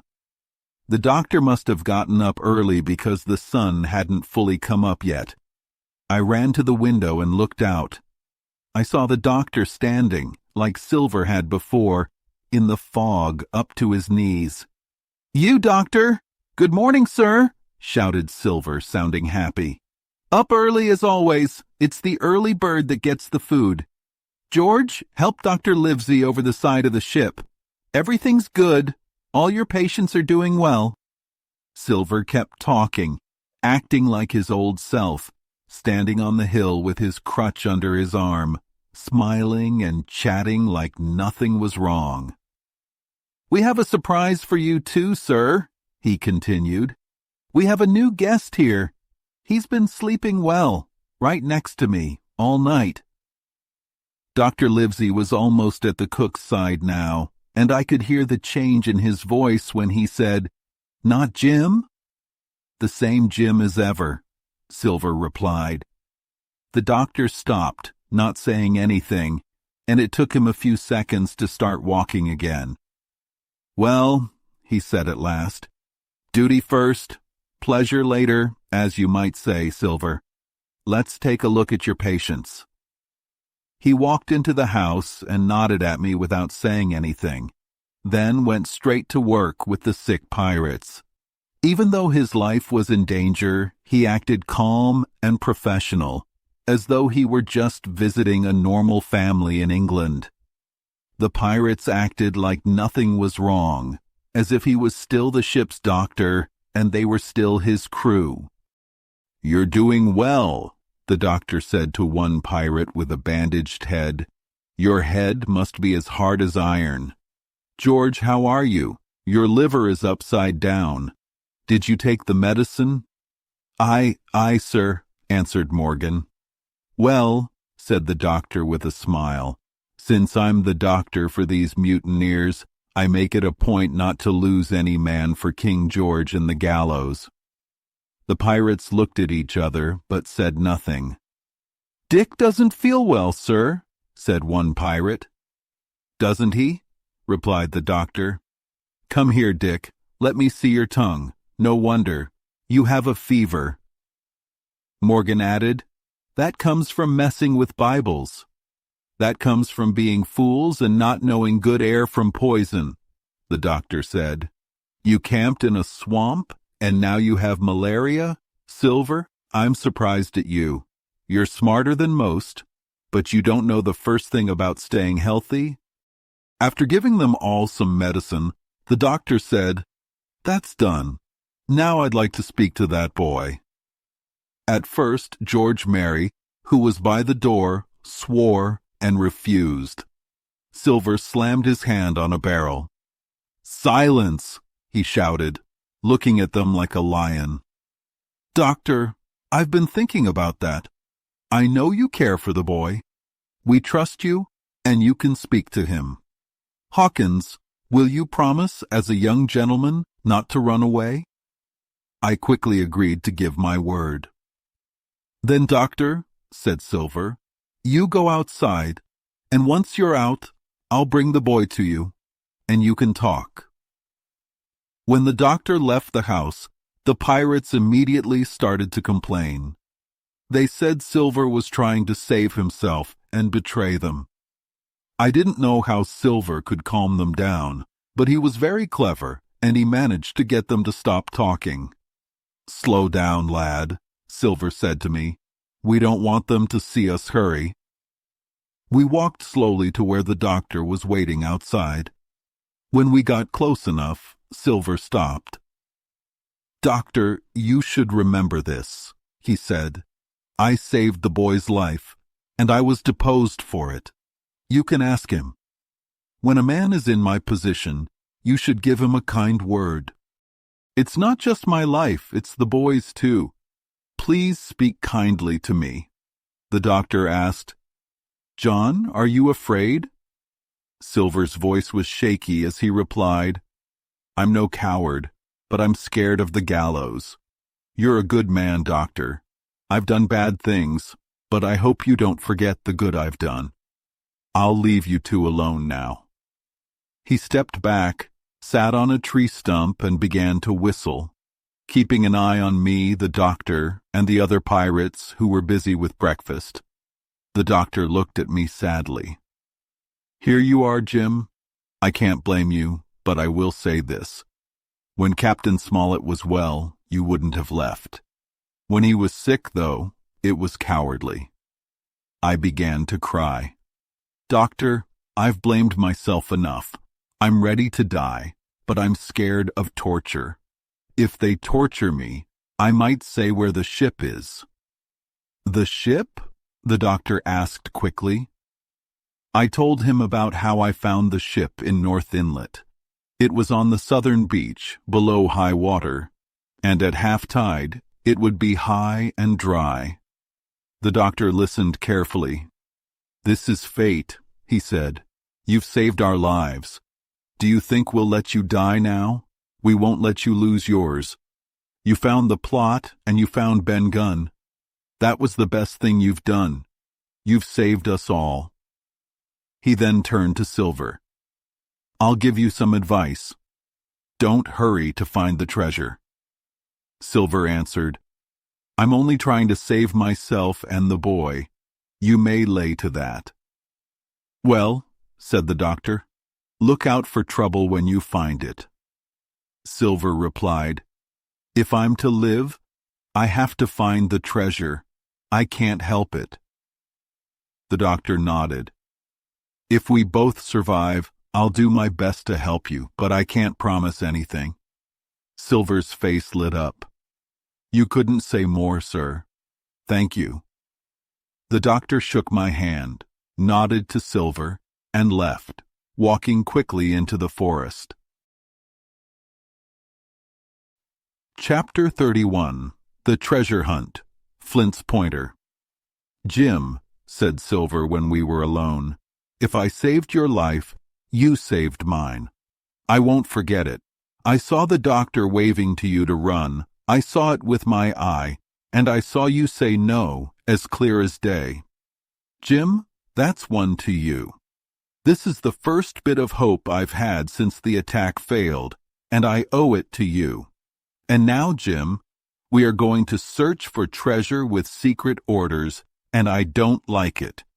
You and I need to stick close together, like two sides of a coin, and we'll be safe, no matter what happens."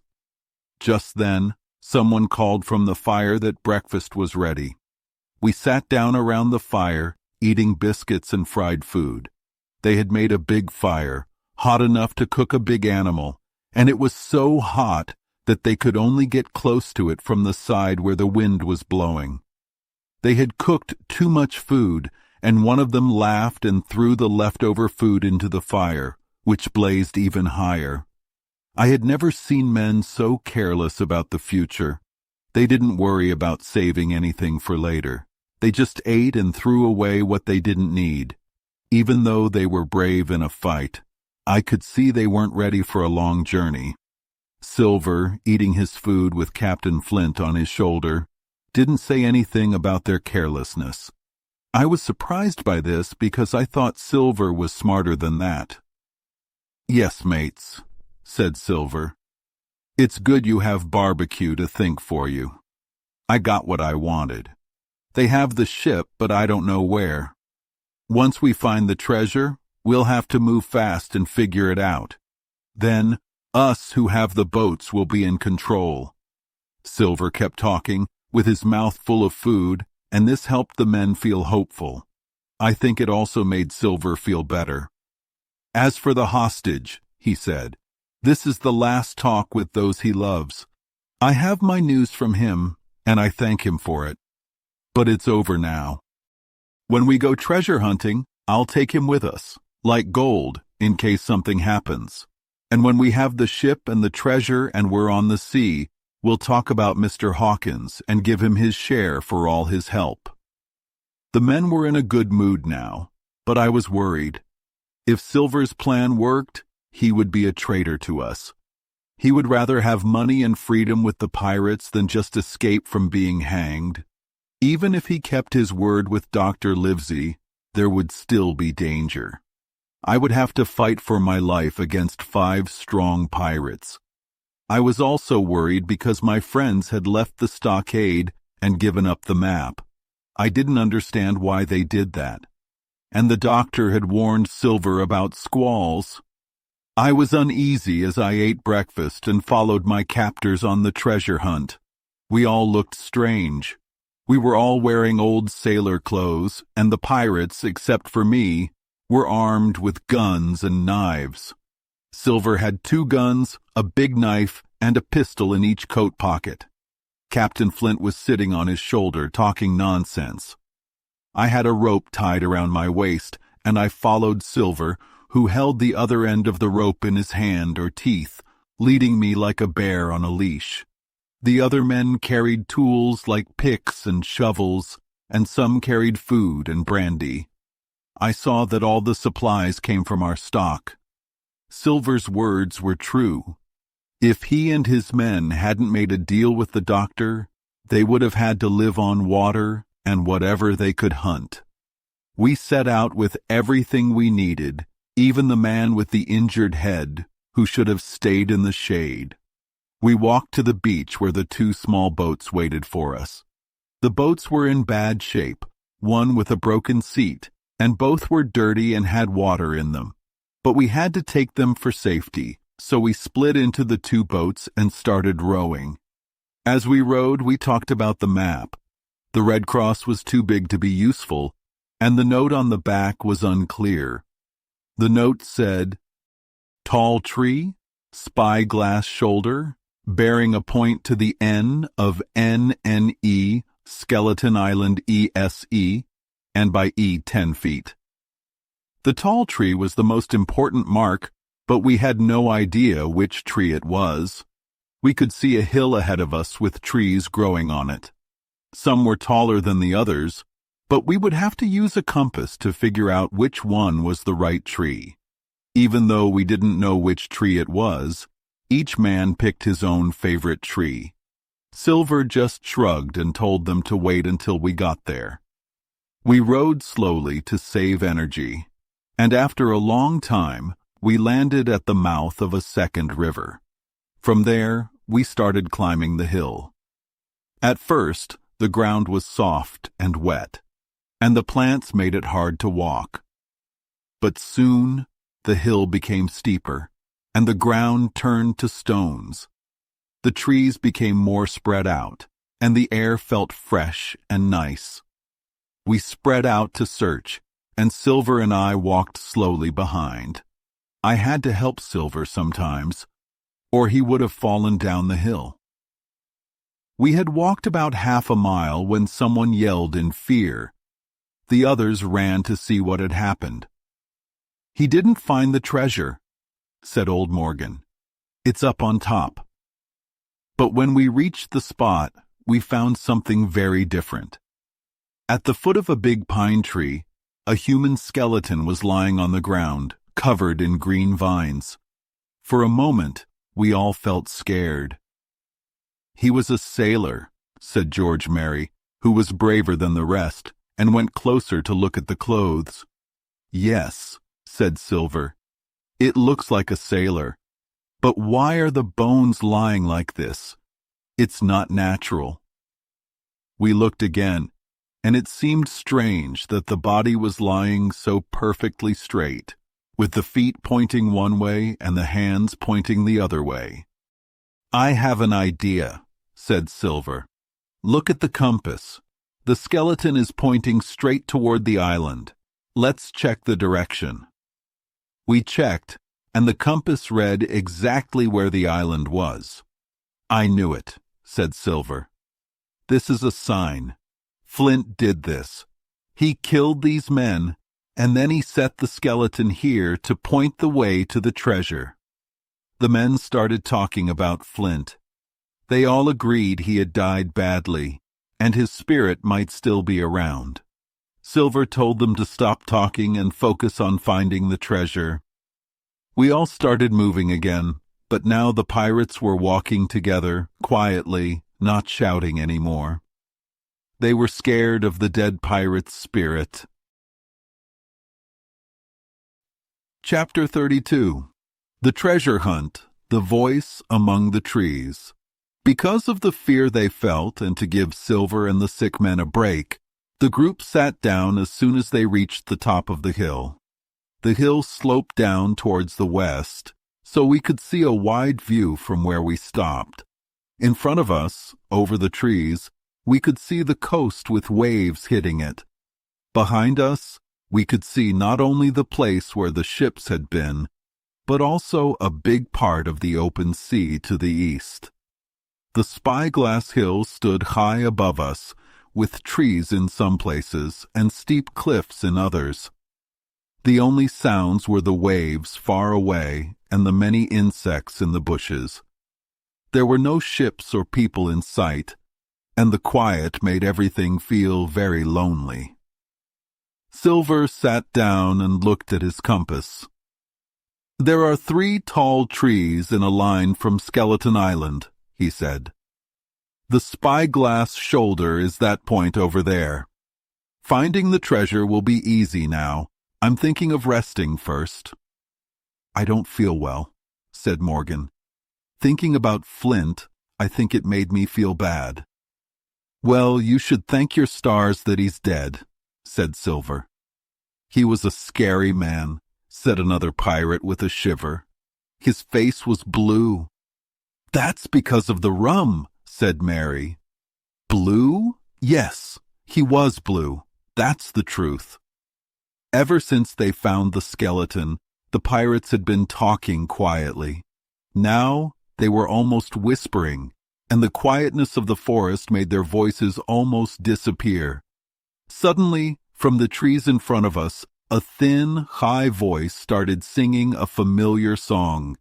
15 men on the dead man's chest, yo-ho-ho, and a bottle of rum. The pirates looked scared.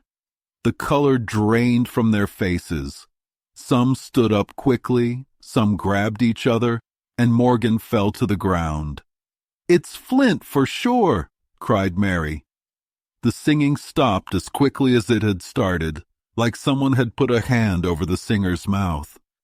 It sounded sweet and clear through the trees, but the effect it had on the pirates was strange. "Come on," said Silver, trying to speak even though he was scared. "We can't stay here. Someone is playing tricks, someone alive, not a ghost." His courage came back, and his face got a little color. The others started listening to him and seemed to calm down when suddenly the voice came again. This time, it wasn't singing, but calling out, "Darby McGraw!" The voice cried, "Darby McGraw! Darby McGraw!" And then it called louder, "Fetch the rum, Darby!" The pirates stood still, their eyes wide open. They stared ahead, not saying anything, even after the voice had stopped. "Those were Flint's last words," said Morgan in a low voice. "His last words before he died." Dick took out his Bible and started praying loudly. He had been raised well before joining the pirates, but Silver wasn't beaten. I could hear his teeth chattering, but he wasn't giving up. "Nobody on this island has heard of Darby," he muttered. "Only us who are here." Then he said with more strength, "I'm here to find the treasure, and I won't be stopped by anyone. I never feared Flint, alive or dead. There's 700,000 pounds right here. A gentleman of fortune wouldn't turn away from that for a dead sailor with a blue face." But the other pirates were more scared now. "Don't talk about spirits, John," said Mary. The others were too scared to speak. They would have run if they could, but fear kept them close to Silver, and his courage seemed to give them some hope. "Maybe it was a spirit," said Silver, But there's one thing that's not clear to me. I heard an echo. No spirit has a shadow, so why would a spirit have an echo? This argument seemed weak to me, but to my surprise, Mary seemed to feel better. "You've got a good head on your shoulders, John," he said. "Let's go. I think we're on the wrong path. And come to think of it, it did sound like Flint's voice, but maybe not exactly. It was more like someone else's voice. It was like—" "Ben Gunn!" shouted Silver. "Yes, it was Ben Gunn!" cried Morgan, jumping up. "It doesn't matter," said Dick. "Ben Gunn's not here anymore, just like Flint." The other pirates laughed at Dick. "No one cares about Ben Gunn," said Mary. "He's nothing, dead or alive." The pirates' spirits seemed to lift, and their faces looked more relaxed. They started talking again, and after a while, they shouldered their tools and began walking. Mary walked at the front with Silver's compass to stay on the right path towards Skeleton Island. Silver was right. No one cared about Ben Gunn. Dick kept praying, holding his Bible, and looking around with scared eyes. Silver even joked about it. "I told you," said Silver. "You've ruined your Bible. If it's not good for swearing, what use is it for a spirit? Not much." And he snapped his fingers, stopping for a moment. But Dick didn't seem comforted. In fact, it was clear he was getting sick. His fever was rising quickly, probably from the heat, the hard walking, and the fear he had felt. The walking was easy here, as we were at the top of the hill. The pines grew far apart, and the ground was hot and dry. We were walking towards the northwest, getting closer to Spyglass Hill. On the other side, we could see the wide bay where I had once been afraid on the small boat. We reached the first tall tree, but it wasn't the right one. The second tree was also wrong. The third tree was huge, almost 200 feet tall, standing over a small group of bushes. It had a large shadow, and it could be seen from far away, both east and west, like a big marker on the map. But what made the pirates excited wasn't the tree itself. It was knowing that 700,000 pounds of gold were buried somewhere under that tree. As they got closer, all their fears seemed to disappear. Their eyes shone, their steps were faster, and all they cared about was the treasure. Silver hobbled along with his crutch, breathing hard. He cursed when the flies landed on his hot face. He pulled on the rope that tied me to him, looking at me with an angry glare. He wasn't hiding his thoughts. All he cared about now was the treasure, and I could tell he planned to take it for himself. He hoped to steal the treasure, kill anyone in his way, and sail away with the gold. I was scared, and it was hard to keep up with them. Sometimes I tripped, and Silver yanked the rope, staring at me angrily.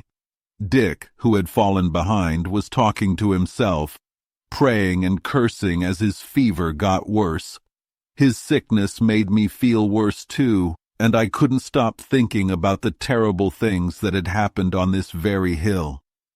I imagined Flint, with his blue face, killing his 6 men right here. This peaceful place had once been the scene of a terrible crime, and I almost thought I could still hear the cries. We reached the edge of the forest. "Hooray! All together!" shouted Mary, and the first pirates began running. Then, just 10 yards ahead, they stopped. A quiet cry was heard.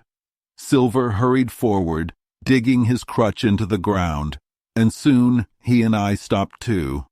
In front of us was a big hole in the ground. It wasn't very new, and the sides had fallen in, with grass growing at the bottom. In the hole, I saw the shaft of a broken pickaxe and some wooden boxes lying around. One of the boxes had the name Walrus burned into it, the name of Flint's ship. The treasure was gone. The chest had been opened, and the 700,000 pounds of gold were taken. Chapter 33. The Fall of a Chieftain. There had never been such a big change in anything before. Each of the 6 pirates looked as if they had been hit. But Silver, when it happened, was calm almost at once. He had been thinking about the money like a runner in a race, but now, in 1 second, it was all gone. He stayed calm, got his temper back, and changed his plan before the others even realized what had happened. "Jim," he whispered to me, "take this and get ready for trouble." He handed me a pistol. Then he started walking north quietly. After a few steps, he was far enough ahead to put some space between us and the other pirates. He looked back at me and nodded, as if saying, "This is a tricky situation." His look wasn't friendly, and I couldn't help but whisper, "So you've changed sides again." He didn't have time to answer. The pirates, angry and shouting, jumped into the hole and started digging with their hands, throwing the boards aside. Morgan found a piece of gold. He held it up and cursed. It was a 2-guinea coin, and it passed from hand to hand among the pirates for a few moments. 2 guineas, shouted Mary, holding the coin at Silver. "This is your 700,000 pounds? You're the one who made this deal? You're the one who always messed things up." "Dig away, boys," said Silver calmly. "You'll find some pig nuts, I bet." "Pig nuts!" Mary screamed. "Do you hear that? This man knew it all along. Look at his face. You can see it there." "Ah, Mary," said Silver. "Back to being captain again? You sure are bold." But this time, all the pirates agreed with Mary. They started scrambling out of the hole, throwing angry looks at Silver. One thing I noticed, they all climbed out of the hole on the side away from Silver. Now, there were 2 of us on one side and 5 on the other, with the hole between us. No one was brave enough to make the first move. Silver didn't move. He stood still, watching them with his crutch, looking calm as ever. He was brave, no doubt about it. Finally, Mary seemed to think talking would help. "Mates," he said, "there are only 2 of them over there. One is the old cripple who brought us here and ruined everything. The other is that boy who I plan to deal with. Now, mates—" He raised his arm and his voice, clearly ready to lead an attack. But just then, 3 musket shots rang out from the bushes. Mary fell into the hole. The man with the bandage spun around and fell, dead but still twitching. The other 3 ran away as fast as they could. Before anyone could blink, Silver had shot twice at the struggling Mary, and as the man looked up at him in pain, Silver said, "George, I think I've taken care of you." At the same time, the doctor, Gray, and Ben Gunn arrived, their muskets still smoking, coming out from the trees. "Let's go!" cried the doctor. "Quick, we need to stop them from reaching the boats." We all started running fast, cutting through bushes and trees. Silver worked hard to keep up with us. He pushed himself so much, jumping on his crutch as fast as he could, that it seemed impossible for him to keep going. But he did. The doctor said that no one who was healthy could have done what Silver did. By the time we reached the top of the slope, Silver was 30 yards behind us and almost out of breath. "Doctor!" he called. "Wait! No, hurry!" And he was right. We could see the 3 pirates still running toward Mizzenmast Hill, and we were already in between them and the boats. We sat down to rest, while Silver slowly caught up with us. "Thank you, Doctor," Silver said. "You came just in time for me and Hawkins. And Ben Gunn, too. You're a strange one, to be sure." "I'm Ben Gunn, yes," said the maroon, squirming a bit from embarrassment. "And how do you do, Mr. Silver? I'm fine, thank you." Ben, Silver said quietly, "to think you've done this to me." The doctor sent Gray back to pick up a tool that the pirates had left behind. As we walked down to the boats, the doctor quickly explained what had happened. The story was very interesting to Silver, and Ben Gunn was the hero of the whole thing. Ben had been wandering around the island alone when he found the skeleton. He had taken the treasure, dug it up, and carried it in many trips from the tall pine to a cave he had on the northern part of the island. The treasure had been hidden safely in the cave for 2 months before the Hispaniola arrived. When the doctor learned this, he had gone to Silver and given him the map, which was now useless, and all the supplies from Ben Gunn's cave, which had plenty of food. He did all this so he could move safely away from the stockade and guard the treasure. "When I saw you, Jim," the doctor said, "it broke my heart, but I did what I thought was best for those who had done their duty. And if you weren't one of them, whose fault was it?" That morning, when the doctor saw the pirates had left, he ran to the cave with Gray and Ben Gunn to be ready by the pine tree. They had hoped to reach the pirates before they found the treasure. Ben Gunn, being fast, had been sent ahead to try and stop them, and it worked. The doctor and Gray arrived in time to set up an ambush before the treasure hunters came. "Ah," said Silver, "I'm glad I had Hawkins with me. If it were up to you, Doctor, you would have let old John be cut to pieces without a second thought." "Not a second thought," the doctor said, smiling. By now, we had reached the boats. The doctor used a pickaxe to destroy one of them, and we all climbed into the other and set off toward North Inlet. It was about 8 or 9 miles. Even though Silver was almost dead from exhaustion, he took an oar, just like the rest of us. We moved quickly across the smooth sea. Soon we passed the 2-pointed hill, where we saw the mouth of Ben Gunn's cave and the squire standing by it with a musket. We waved to him, and Silver joined in, cheering just like anyone else. 3 miles later, we reached North Inlet and saw the Hispaniola drifting by. The last tide had lifted her, and if the wind or tide had been stronger, we might never have found her. Luckily, only the main sail was damaged. We dropped another anchor and headed back to Rum Cove, the closest place to Ben Gunn's cave. Gray then went back alone to the Hispaniola to stay on guard. A small hill led up to the cave entrance. At the top, we saw the squire. He was friendly to me, saying nothing about my adventure. When Silver saluted, the squire turned a little red. "John Silver," he said, "you're a terrible villain. I'm told not to prosecute you, so I won't. But the dead men are still with you, like a heavy burden." "Thank you, sir," Silver replied, saluting again. "I dare you to thank me," cried the squire. "It's my duty. Stand back." Then we all went into the cave. It was big, with fresh air, and had a small spring and a pool of clear water surrounded by ferns. On the floor was sand. Captain Smollett was lying near the fire, and in the far corner I saw piles of gold coins and bars of gold. This was the treasure we had all been searching for. The treasure that had already cost the lives of 17 men from the Hispaniola. How many had died to gather it, we could never know.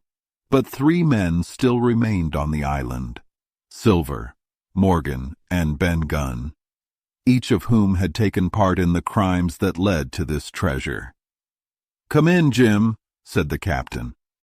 "You're a good boy, but I don't think we'll sail together again. You're too much of a favorite for me. Is that you, John Silver?" "What brings you here?" "I've come back to do my duty, sir," Silver replied. "Ah," said the captain, and that was all. That night, I had a wonderful supper with my friends. We ate Ben Gunn's salted goat and some treats, with a bottle of old wine from the Hispaniola. Everyone was happy. And Silver, sitting a little out of the firelight, ate a lot, ready to jump up whenever something was needed, and even laughed quietly with us. He was still the same polite, friendly man from our voyage. Chapter 34. And last. The next morning, we started working early, moving all the gold, almost a mile by land to the beach and then 3 miles by boat to the Hispaniola, was a big job for so few people. The 3 pirates who were still on the island didn't bother us much. We kept a guard on the hill to watch for any surprise attacks, but we thought they had fought enough for now. So we worked quickly. Gray and Ben Gunn went back and forth with the boat while the rest of us carried the treasure to the beach. 2 bars of gold, tied together with a rope, made a good load for a man to carry. I wasn't much help with carrying, so I spent the day in the cave, packing the coins into bags. The coins were from many countries: England, France, Spain, Portugal. There were doubloons, double guineas, moidores, and sequins. There were coins with the pictures of kings from Europe, strange coins from the East, with pictures that looked like string or spider webs, round coins, square coins, and coins with holes in the middle to wear around your neck. It was like sorting through all the different kinds of money in the world. My back hurt from bending over, and my fingers were sore from sorting them all. Day after day, we worked. By evening, we had stored some of the treasure on the ship, but there was always more to do. The 3 pirates didn't disturb us, and we didn't hear from them for a while. On the 3rd night, the doctor and I were walking on the hill when we heard a strange noise from below. It sounded like shouting and singing mixed together, coming from the darkness. "Heaven forgive them," said the doctor. "It's the mutineers." "All drunk, sir," came Silver's voice from behind us. Silver was allowed to move freely, and even though he had been treated badly, he still acted like he was an important part of the group. He was polite and tried to make friends with everyone, even though I didn't trust him. Still, I had to admit that I had some reason to be thankful to him, even if I knew he had been thinking about betraying us again. "That's right," said the doctor to Silver. "They're drunk or mad." "Right, sir," Silver said, "and it doesn't matter to us." "I don't think you're a kind man," said the doctor, "but if I were sure they were mad, and I think one of them has a fever, I would go and help them." "You would be wrong," said Silver. "You'd lose your life. I'm on your side now, and I don't want to see you or our group hurt. But those men down there, they couldn't keep their word, not if they wanted to." "I see," said the doctor. "You're the man who keeps his word." That was the last we heard from the 3 pirates. Once we heard a gunshot far away, but we thought they were just hunting. We decided to leave them on the island. Ben Gunn and Gray were happy with this decision. We left them some food, tools, and other supplies, including some tobacco, as the doctor asked. That was the last time we did anything on the island. We had already stored the treasure, and we made sure to have enough water and goat meat for the trip. Finally, one bright morning, we left the island and sailed out of North Inlet with the same flag that the captain had used when he fought at the stockade. The pirates must have been watching us more closely than we thought. As we sailed near the southern point, we saw them kneeling on a piece of sand with their arms raised, asking for mercy. It was hard to leave them like that, but we couldn't risk another fight. We shouted to them and told them where we had left supplies. They kept calling us and begging us not to leave them. As we sailed away, one of them, I'm not sure which one, stood up and fired a shot at us, just missing Silver. We stayed behind the ship's walls, and when I looked again, the pirates were gone, and we couldn't see them anymore. That was the last we saw of them. By noon, I was so happy to see that the island was far behind us, disappearing into the blue sea. We were short on men, so everyone on the ship had to help. The captain was still weak and gave orders from his bed, but he was getting better. We sailed for the nearest port in Spanish America because we needed fresh hands before we could go home. It took a long time because of the wind and storms, and we were all exhausted. At sunset, we anchored in a beautiful bay, surrounded by boats full of people selling fruits, vegetables, and offering to dive for money. It felt like a complete change from our dark and dangerous time on the island. The doctor, the squire, and I went ashore to relax, and we met the captain of an English warship. We talked to him and had a good time, and by morning we were back on the Hispaniola. Ben Gunn was on deck alone. When we got aboard, he made a confession. Silver had escaped hours before in a small boat, and Ben Gunn said he had helped him to save our lives. If Silver had stayed, we would have been in danger. But Silver didn't leave empty-handed.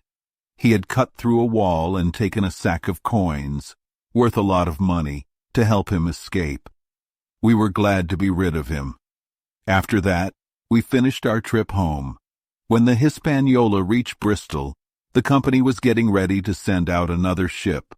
Only 5 men from the crew returned. The rest had died, mostly because of drinking and fighting, but we were not as bad off as the ship in the song. With 1 man of her crew alive, what put to sea with 75? We all got a fair share of the treasure, and we spent it in different ways. Captain Smollett retired from the sea. Gray saved his money and studied to become a ship officer. He is now married with a family and owns part of a fine ship. Ben Gunn got £1,000, but he spent it all in just a few weeks. He came back begging, and we gave him a job as a watchman. He's now a popular man, even if the local boys make fun of him, and he's a good singer in church. We haven't heard anything more about Silver. He must have met up with his old friend, the old woman, and is probably living comfortably with her and Captain Flint. I hope so, because his chances of happiness in the next life are very small. The silver and the weapons that Flint buried are still there, I think. They will stay there for me. I would never go back to that island.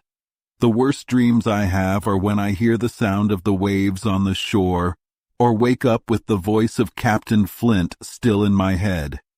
Pieces of 8, pieces of 8.